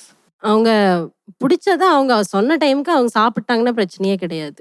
நம்ம வந்து ஒர்க் எவ்வளோ முக்கியமோ அது வந்துட்டு சாப்பிட்ற விஷயன்றது முக்கியம். இங்கே வந்திருக்கவங்க எத்தனை பேர் வந்துட்டு அம்மா அப்பா சொன்ன ட்ரெஸ்ஸு தான் போட்டிருக்கேன்னு யாராவது சொல்ல முடியுங்களா? அதுவே ஒரு இதுதான். பழைய காலத்தில் என்ன ட்ரெஸ் எடுத்து கொடுக்குறாங்களோ அதை தான் நம்ம போடுவோம். இன்னைக்கு எத்தனை பேர் வந்துட்டு இல்லை எங்கள் அம்மா எடுத்து கொடுத்த ட்ரெஸ் தான் போடுறேன், எங்கள் அம்மா கொடுத்த கம்மல் அந்த இதெல்லாம் அதுதான் போடுறேன்னு யாருமே சொல்கிறதில்ல. சுயன்னு சொல்லிட்டு எல்லா வீட்லேயும் வந்துட்டு தனக்குன்னு சொல்லிட்டு ஒரு இதை வந்து கொடுத்துருக்காங்க. பிள்ளைங்க வந்து இது நான் செய்கிறேன், எனக்கு பிடிச்சிருக்கு நான் செய்கிறேன் அப்படின்னு சொல்கிறதே ஒரு மிகப்பெரிய தலைமுறை இடைவெளி இல்லைன்றதுக்கு ஒரு அடையாளமே அதுதான். நம்ம இப்போ ஒரு ஹோட்டலுக்கு போனோம்னா நீ இதுதான் சாப்பிடணும்னு சொன்ன காலகட்டங்கள் இருந்துச்சு. நீ இதுதான் சாப்பிடணும், இதுதான் செய்கிறோம். இப்போ அப்படி இல்லை, எனக்கு இது பிடிக்கலையா எனக்கு ஆர்டர் போட்டு கொடுங்க, எனக்கு இது வாங்கிக்கிறேன். இதுவே தலைமுறை இடைவெளி இல்லை. ஒரு பெரிய பணத்தை வந்துட்டு அவங்க பேரண்ட் இப்போ முக்கால்வாசி இதில் இருக்கவங்க சிட்டியில் இருக்கவங்க பணத்தை ஒரு இது பார்க்கறது இல்லை. ஒரு சின்ன ஒரு நேர உணவுக்காக கூட செலவிடுற பணம் தொகைகள் வந்து இப்போ நிறையா இருக்குது. ஒரு எனக்கு பிடிக்கலையா அம்மா நீ இது செய்யல, அப்போ இந்த ஒரு பேசுகிற ஸ்பேஸ் எங்கே கிடைச்சிருக்கு அப்படின்னா கண்டிப்பாக தலைமுறை எங்கள் அம்மா நான் எது கேட்டாலும் எங்கள் அப்பா நான் எது கேட்டாலும் அவங்களால ஈஸியாக செய்ய முடியுது, என்ன புரிஞ்சுக்கிறாங்க, அந்த ஒரு நம்பிக்கை இப்போ இருக்க குழந்தைங்களுக்கு இருக்கு. இவங்களுக்கு அது இல்லைன்னு தான் வருத்தப்படுறாங்க. அவங்களுக்கு வேணுக்கு நீங்க சொல்றது எனக்கு நல்லாவே புரியுது. நான் வந்துட்டு டெய்லி சாப்பிடாம இல்லை, அன்னைக்கு ஒரு நாள் மட்டும்தான் சாப்பிடல, அன்னைக்கு ஒரு சாயங்காலம் மட்டும்தான் சாப்பிடல. இதுக்கு முன்னாடி நான் கண்டினியூஸாக சாப்பிட்டு தானே இருந்தேன். அவங்க சொல்கிறபடி நான் கரெக்டாக நான் சாப்பிட்ருந்தேன். நீங்கள் சொல்கிறது எல்லாமே கரெக்டு தான். பட் அந்த இடத்துல அந்த ஒரு நாளுங்கிறப்போ அதுவும் ஒரு ஃபீலிங்ஸ் தானே, அதுதானே புரிதல் தன்மை. அந்த அம்மா ஒரு பிடிவாதம் நாள் புரிதல் பிடிக்கிறாங்களா, தன்மை பிள்ளை வேணும்ல. பிடிவாதம் பிடிக்குதா? ஒரு உண்மை தெரிஞ்சாகணும்ல. இப்ப பிடிவாதம் அம்மாவுக்கா பிள்ளைக்கா? இப்போ நீங்கள் வந்து அன்னைக்கு வந்து அடுத்த நாள் டெஸ்ட் இருக்கனால ஒரு நேரம் சாப்பாடை ஸ்கிப் பண்ணணும்னு நினைக்கிறீங்க. அது அந்த ஒரு நாளுக்குள்ள பிரச்சனை. உங்க அம்மா மூடு எப்படி இருக்கு? மூடு மோசமா இருந்தா அவங்கள்ட்ட ஒரு மாதிரி பிஹேவ் பண்ணுவாங்க, நல்லா இருந்தா ஒரு பண்ண அப்படி இருந்தா அன்னைக்கு உங்க அம்மா மூடு எப்படி இருந்துக்கும் நீங்க யோசிச்சு பார்த்தீங்க? கரெக்டாக தான் இருந்திருக்கும். நான் என்ன இருந்திருக்கும் இல்ல இருந்துதா இல்லையா? இருந்தது, கரெக்டாக தான் இருந்துச்சு மூடு. அப்போ உங்களுக்கு பழி வாங்குற மாதிரி பண்ணாங்க. யோசிக்காங்க அப்படின்னா அந்த ஒரு நாள் சாப்பிடணும் ஏன் சாப்பிடல, அப்படி உனக்கு படிப்பு முக்கியமா அப்படின்னு அவங்க யோசிக்காங்க. அவங்களுக்கு பிள்ளை முக்கியம், உங்களுக்கு படிப்பு முக்கியமா, அவங்களுக்கு பிள்ளை முக்கியம். பிள்ளை முக்கியம் தான், இல்லை நான் சொல்லல. அந்த ஒரு நாளுங்கிறப்போ மற்ற நாள் எல்லா ஃபீலிங்ஸ், அந்த ஒரு நாள் ஒரு பிரச்சனை வரும்போது நம்ம ஃபீலிங்ஸை புரிஞ்சுக்கிறது தானே அம்மா அப்பா. சரி நம்ம பொண்ணு ஒரு நாள், அந்த ஒரு நாளுங்கிறப்போ புரிஞ்சுட்டாங்கிறப்போ நம்மளுக்கு ஒரு ஹாப்பினஸ். மற்ற நாள் அவங்க சொல்கிறபடி தான் நம்ம நடந்துக்கிறோம், அவங்க சொல்கிறபடி தான் நம்ம இருக்கிறோம். அப்போ இந்த ஒரு நாளுங்கிறப்போ சரி நம்ம பொண்ணு இந்த ஒரு நாள் சாப்பிடலை, சரி ஒன்றும் இல்லை மரியா, சரி நான் அடுத்த நாள் நீ சாப்பிடுன்னு சொன்னால் அந்த இடத்துல நம்மளுக்கு அந்த கான்வர்சேஷன் இருக்காது. நான் நார்மலாக சாப்பிட்டு போயிருப்பேன், அவங்களுக்கு எனக்கு அந்த முரண்பாடு இருந்திருக்காது. சரி மரியா நீ நாளைக்கு சாப்பிட்றா, நான் அமைதியாக சாப்பிட்ருப்பேன், அவங்களும் அவங்களோட வேலையை கரெக்டாக கண்டினியூஸ் பண்ணிட்டு போயிருக்கலாம். ஒவ்வொரு நாளும் வித்தியாசமான நாட்கள் தான் எப்படியுமே. அவங்க என்ன நினைக்கிறாங்க, இந்த ஒரு நாள் தானே, நீங்களாம் இடைவெளி இல்லைன்னு சொல்ற ஆட்கள். எல்லா நாளும் என்னதான் பிரச்சனை வந்தாலும் சால்வ் ஆகி போற மாதிரி ஒரு சொல்யூஷன் கொடுக்க முடியுமா? கண்டிப்பா ப்ரேயர் சொல்லுங்க. தவிர வேற எதுவுமே கிடையாது. prayer சொல்லுங்க. ப்ரேயர். ஏன்னா அந்த நமக்கு தெரியும், நான் ஆண்டவரோட பிள்ளைங்களுக்கு நல்லா தெரியும், நம்ம ஒரு குடும்ப ப்ரேயர்ன்றது நம்ம எல்லாருமே பண்ணுவோம். குடும்ப ப்ரேயர் எல்லா வீட்லயுமே நடக்க வேண்டிய விஷயம். நடந்துச்சுன்னா நம்ம அம்மாவுக்கும் தெரிஞ்சிருக்கணும், அப்பாவுக்கும் தெரிஞ்சிருக்கணும், பிள்ளைங்களுக்கு தெரிஞ்சிருக்கணும். என்ன விஷயம்னா, நம்ம ஒருமனப்பாடு இல்லாம இங்க உட்காந்து ப்ரேயர் பண்ணோம்னா அந்த ப்ரேயர் போகாது. அப்படின்னும் போது வேற வழி இல்லாம நம்ம என்ன பண்ணுவோம், ஏசப்பாக்காக ஒருத்தர் மன்னிக்கணும். மன்னிச்சுட்டு தான் அந்த ஜெபத்துல உட்காருவோம். உட்கார்ந்தாதான் நம்ம ப்ரேயர் போகும். இல்லைன்னா நம்ம மட்டும் நம்மளோட திருப்திக்காக பேசிக்குவோம். அப்ப அந்த ஃபேமிலி ப்ரேயர் இருந்தா மட்டும்தான் நம்ம கிறிஸ்தவர்கள் இது வந்துட்டு அதை உறுதியா பிடிச்சு நம்ம செஞ்சா மட்டும்தான் அந்த ஜெனரேஷன் கேப் இருக்கிறதோ எல்லாமே சால்வ் ஆகக்கூடாது அந்த ஒரு ஃபேமிலி ப்ரேயர். இப்போ நீங்க சொல்றீங்க சாப்பாட்டுக்கே ஒன்றா வர முடியாத ஒரு சூழ்நிலை, எல்லாரும் வேலைக்கு அங்கங்க போறாங்க, படிக்க போறாங்க. இதுல வந்து நீங்க இது எப்படி விருப்பம் இருக்கவங்க சிலர் இருப்பாங்க, விருப்பம் இல்லாம இருப்பாங்க, நீங்க எப்படியும் ப்ரெஷர் போட்டு தான் வர வைக்க வேண்டியிருக்கும். கடவுள் பேரை சொல்லி நீங்க ப்ரெஷர் போடுறீங்க. இல்ல நாம குழந்தைக்கு நம்ம அந்த குழந்தை தவழ்ற வயசுல இருந்தே அந்த ஃபேமிலி ப்ரேயர்ல உட்கார வச்சுட்டோம்னா Okay. அவனுக்கு தெரியுது, இம்பார்ட்டன்ட் தெரியுது. Okay. நாங்க பிறந்த உடனே என் பையன் இப்போ 10th படிக்கிறான். பிறந்த உடனே அவன் ஃபேமிலி ப்ரேயர்ல தான் உட்கார வச்சோம். அவன் பிறந்த உடனே என் ஹஸ்பண்ட் முதல் வாங்கிட்டு வந்து அவன் பேர் போட்டு எழுதுனதே பைபிள் தான். அப்போ நம்ம ஒரு விஷயத்திலயும் நாங்க சொல்லுவோம், இது நம்ம ஃபேமிலி ப்ரேயர் முக்கியம், நீ தூங்கக்கூடாது, நீ வா வந்து உட்காரு, நீ என்ன டயர்ட் இருந்தாலும் வந்து உட்காரு. அப்போ அந்த ஃபேமிலி ப்ரேயர்ன்ற ஒரு விஷயம்தான் இந்த மாதிரி. இப்போ அவங்க ஃபேமிலி ப்ரேயர்ல அந்த பாப்பா உட்கார்ந்து இருந்துச்சு அப்படின்னா, அவங்க அம்மா உட்கார்ந்து இருந்தாங்க, இல்ல அப்போ அவங்க பண்ணிருக்கலாம், சொல்லியிருந்தா கண்டிப்பா அது சால்வ் ஆயிருக்கும். 3 நாள் அது கேரி பண்ணியிருக்க முடியாது. அப்புறம் அதே போல சொன்னாங்க, நான் நான் இப்படி பேசினேன் அப்படின்னு. அந்த பேசுறதுக்கான உரிமையே ஜென்ரேஷன் கேப் இல்லைன்றதுக்கு தான். இப்போ முதல் காலத்துல தாத்தாவா இருக்கட்டும், எங்க அப்பாவா இருக்கட்டும், தாத்தா பாட்டி இது அப்பா எங்க அப்பாவோட அப்பா ஒரு விஷயத்த சொல்லிட்டாரு அப்படின்னா, பிடிச்சிச்சோ பிடிக்கலையோ சரிங்கப்பா அப்படின்ட்டு தான் போவாங்க. இதை தவிர வேற வார்த்தை இருக்காது. இப்ப இவ்வளவு தூரம் பேசுறாங்க அப்படின்னா இடைவெளி இல்லாததுனால தான். சரி சமமா ஒரு அம்மாக்கு ஈக்குவலா ஒரு பொண்ணு பேசுறா அப்படின்னா, அங்க இதே பழைய காலமா இருந்திருந்தா என்ன அங்க சத்தம்னு அம்மாவும் சைலண்டா இருப்பாங்க, மகளும் சைலண்டா இருப்பாங்க. நான் என்ன நினைக்கிறேன்னா, ஒரு தாயாவும் ஒரு சாதாரண ஒரு ஊழியக்காரியாகவும் என் பிள்ளை எப்படி இருக்கணும் அப்படின்னு எனக்குள்ள ஒரு சில கற்பனைகள். இப்போ நான் சின்ன வயசுலேருந்தே அவங்க சொன்ன மாதிரி ஜோமண்ணி போதிச்செல்லாம் வளர்த்துருக்கேன். இப்போ என் பிள்ளை ஒரு ஸ்கூலில் போய் அதுக்கு நம்ம தேவ பக்தியில் வளர்க்குறோம். ஆனால் அது வெளி உலகத்துக்கு போகும்போது ஸ்கூலில் ஃப்ரெண்ட்ஸ் எல்லாம் எப்படி இருக்காங்களோ அப்படி இருக்கணும்னு அது ஆசைப்படுது. அப்போ ஹேர் ஸ்டைல் திடீர்னு இந்த சைடெல்லாம் கரும்பிட்டு இங்கே ஒரு காளான் மாதிரி இப்படி நிற்கும், அப்படி வெட்டிட்டு வர்றோம். இப்போ நான் ஒரு ஜெபிக்கிற தாயா நான் என்ன நினைக்கிறேன்னா, தான் இஷ்டத்துக்கு விடப்பட்ட பிள்ளை லட்சையை உண்டு பண்ணும், இந்த ஹேர் ஸ்டைலு இப்படி வெட்டிட்டு வர்றதுனால எனக்கு லட்சையாக இருக்குது அப்படின்னு நான் நினைக்கிறேன். ஆனால் அவன் என்ன நினைக்கிறான்னா, எங்கள் ஃப்ரெண்ட்ஸு 16 பேரும் சேர்ந்து ஒன்று போல் ஹேர் கட் பண்ணுறோம், இதில் என்ன லட்சம் இருக்குது, எனக்கு பிடிச்ச மாதிரி நான் முடிய வெட்டுறதில்ல, இதில் என்ன அசிங்கம் இருக்குது, திருடுனா பொய் சொன்னால் தப்பு பண்ணாதான் தப்பு, ஹேர் ஸ்டைலு நமக்கு பிடிச்ச மாதிரி நம்ம முடிய வெட்டிக்கிறதுல ஒரு தப்பு இல்லைங்குது. இது நான் ஒரு இடைவெளியாக நினைக்கிறேன். நம்ம நினைக்கிறத நம்ம பிள்ளைக்கு புரியலையே அப்படின்னு நினைக்கிறேன். ஆனால் இந்த இடைவெளியை நீங்கள் சரி பண்ணிட்டீங்க. ஆக்சுவலாக இந்த கட்சி கூட வரலாம். அந்த காலத்தில் ஒரு ஃபேமிலிக்கே ஒரே டவல் இருக்கும், ஒரே சோப்பு இருக்கும், எல்லாமே குடும்பமே ஒரே சோப்பு ஒரே டவல் அப்படிதான் பயன்படுத்திட்டு இருந்தோம். இப்போ எல்லாருக்கும் தனித்தனியான டவல், தனித்தனியான சோப்பு, க்ரீம், அந்த மாதிரி பாத்ரூமுக்குள்ள பார்த்தீங்கன்னா ஒரு மெடிக்கல் மாதிரி நிறையா மெட்டீரியல்ஸ் இருக்கும் பாத்ரூமுக்கு. அப்போ எது எதுன்னு கிராமத்தில் வளர்ந்தவங்களுக்கு தெரியாது. நீங்க மஞ்சள் மட்டும் தான் தேய்ச்சிருப்பீங்க. ஆமா. அப்போ எது எதுக்குள்ளதுன்னு தெரியாது. சில நேரங்கள்ல ஃபேஸ் வாஷ் ஷாம்புன்னு நினைச்சு தலையில தேய்ச்சி எத்தனையோனா நடந்திருக்கு. காமெடியான விஷயங்கள்லாம் நடந்திருக்கு, என்றெல்லாம் நிறைய சொல்லியிருக்கிறாங்க. ஆனா அந்த அப்பா என்ன நினைக்கிறாங்கன்னா, அவங்க எப்படி அவங்க அம்மா அப்பாட்ட வளர்ந்து வந்தாங்களோ அது மாதிரி இப்ப பிள்ளை பேரனை பாத்ரூம்ல குளிப்பாட்டிட்டு வெளியில வந்தோடனே அவர் தோட்டுனா அந்த டவல் எடுத்து இந்த பிள்ளைக்கு சளி பிடிச்சிட போகுது இந்த டவலை தோட்டு அப்படி சொல்லி ஒரு பாசத்தோட அந்த டவலை கொடுப்பாங்க. ஆனா அந்த பிள்ளைய பெற்ற தாயும் தகப்பனும் அது வேண்டாம், இவனுக்குன்னு ஒரு பேபி டவல் இருக்கு அதை வச்சுட்டு, அப்ப நான் கலிசடையா ஆயிட்டேனா, அப்ப அந்த அளவுக்கு நான் ஒதுக்கப்பட்டுட்டேனா அப்படின்னு சொல்லி புரிந்து கொள்ளல சில அப்பாக்கள் அந்த மாதிரி விஷயத்துல காலத்துக்கு ஏற்ப பெற்றோரும் பிள்ளைகளை வந்து புரிந்து கொள்ளணும். இந்த கலாச்சாரம், இந்த மாற்றங்கள் வந்து பிள்ளைகளுக்குள்ள ஒரு பேரண்ட்ஸ் பிள்ளைகளுக்கு ஒரு இடைவெளியா இருக்குன்னு நான் நினைக்கிறேன். ஏன்னு பார்த்தோம்னா இப்போ ஒரு காலத்துல வந்து பேரண்ட்ஸ் வந்து பிள்ளைங்களை படிப்பு, அதான் அடுத்து அவங்களோட உறவினர்கள், இந்த மாதிரி எல்லா விஷயத்துலையுமே சேர்ந்து ஒன்று போல எல்லாம் கொண்டு போனாங்க. ஆனால் இன்றைய காலகட்டத்தில் பார்த்தோம்னா என் பிள்ளை படிக்கணும், பிள்ளை பிறந்துருச்சுனால அதை படிக்க வைக்கணும், நல்லா அவங்களுக்குன்னு ஒரு கோல் வச்சுருப்பாங்க. அந்த கோல் படியே பிள்ளையை கொண்டு போகணும், என் பிள்ளை அப்படி அவனோட முன்னேறணும், இவனோட முன்னேறணும் அப்படின்னு சொல்லி அவங்களாவே ஒரு கோல் வச்சுருப்பாங்க. என் பிள்ளை இப்படி இருக்கணும், அந்த பிள்ளைக்குன்னு ஒரு சுதந்திரம் இருக்கும், அதை பறிச்சிருவாங்க அவங்க. இப்போ ரிலேட்டிவ்ஸே வராங்க அப்படின்னா, அவங்க எதுவும் பேசுகிறாங்க அப்படின்னா இவங்க தான் நம்ம ரிலேட்டிவ்ஸ் அப்படிங்கிற எந்த ஒரு அறிமுகமும் இருக்காது. ஒரு ஆள் தான் வந்தாங்க அப்படின்னா இவங்க யாருன்னு நம்ம கேட்குற அளவுக்குலாம் இருக்கும். ஏன்னா அந்த அளவுக்கு ஒரு இடைவெளியாக தான் நம்மளை வச்சுருக்கிறாங்க தவிர இப்போ பிள்ளைங்களோட ஒரு க்ளோஸாக ஒரு பழக்கமும் கிடையாது. அப்போ உள்ள அன்பு அந்த மாதிரி எதுவுமே இருக்காது.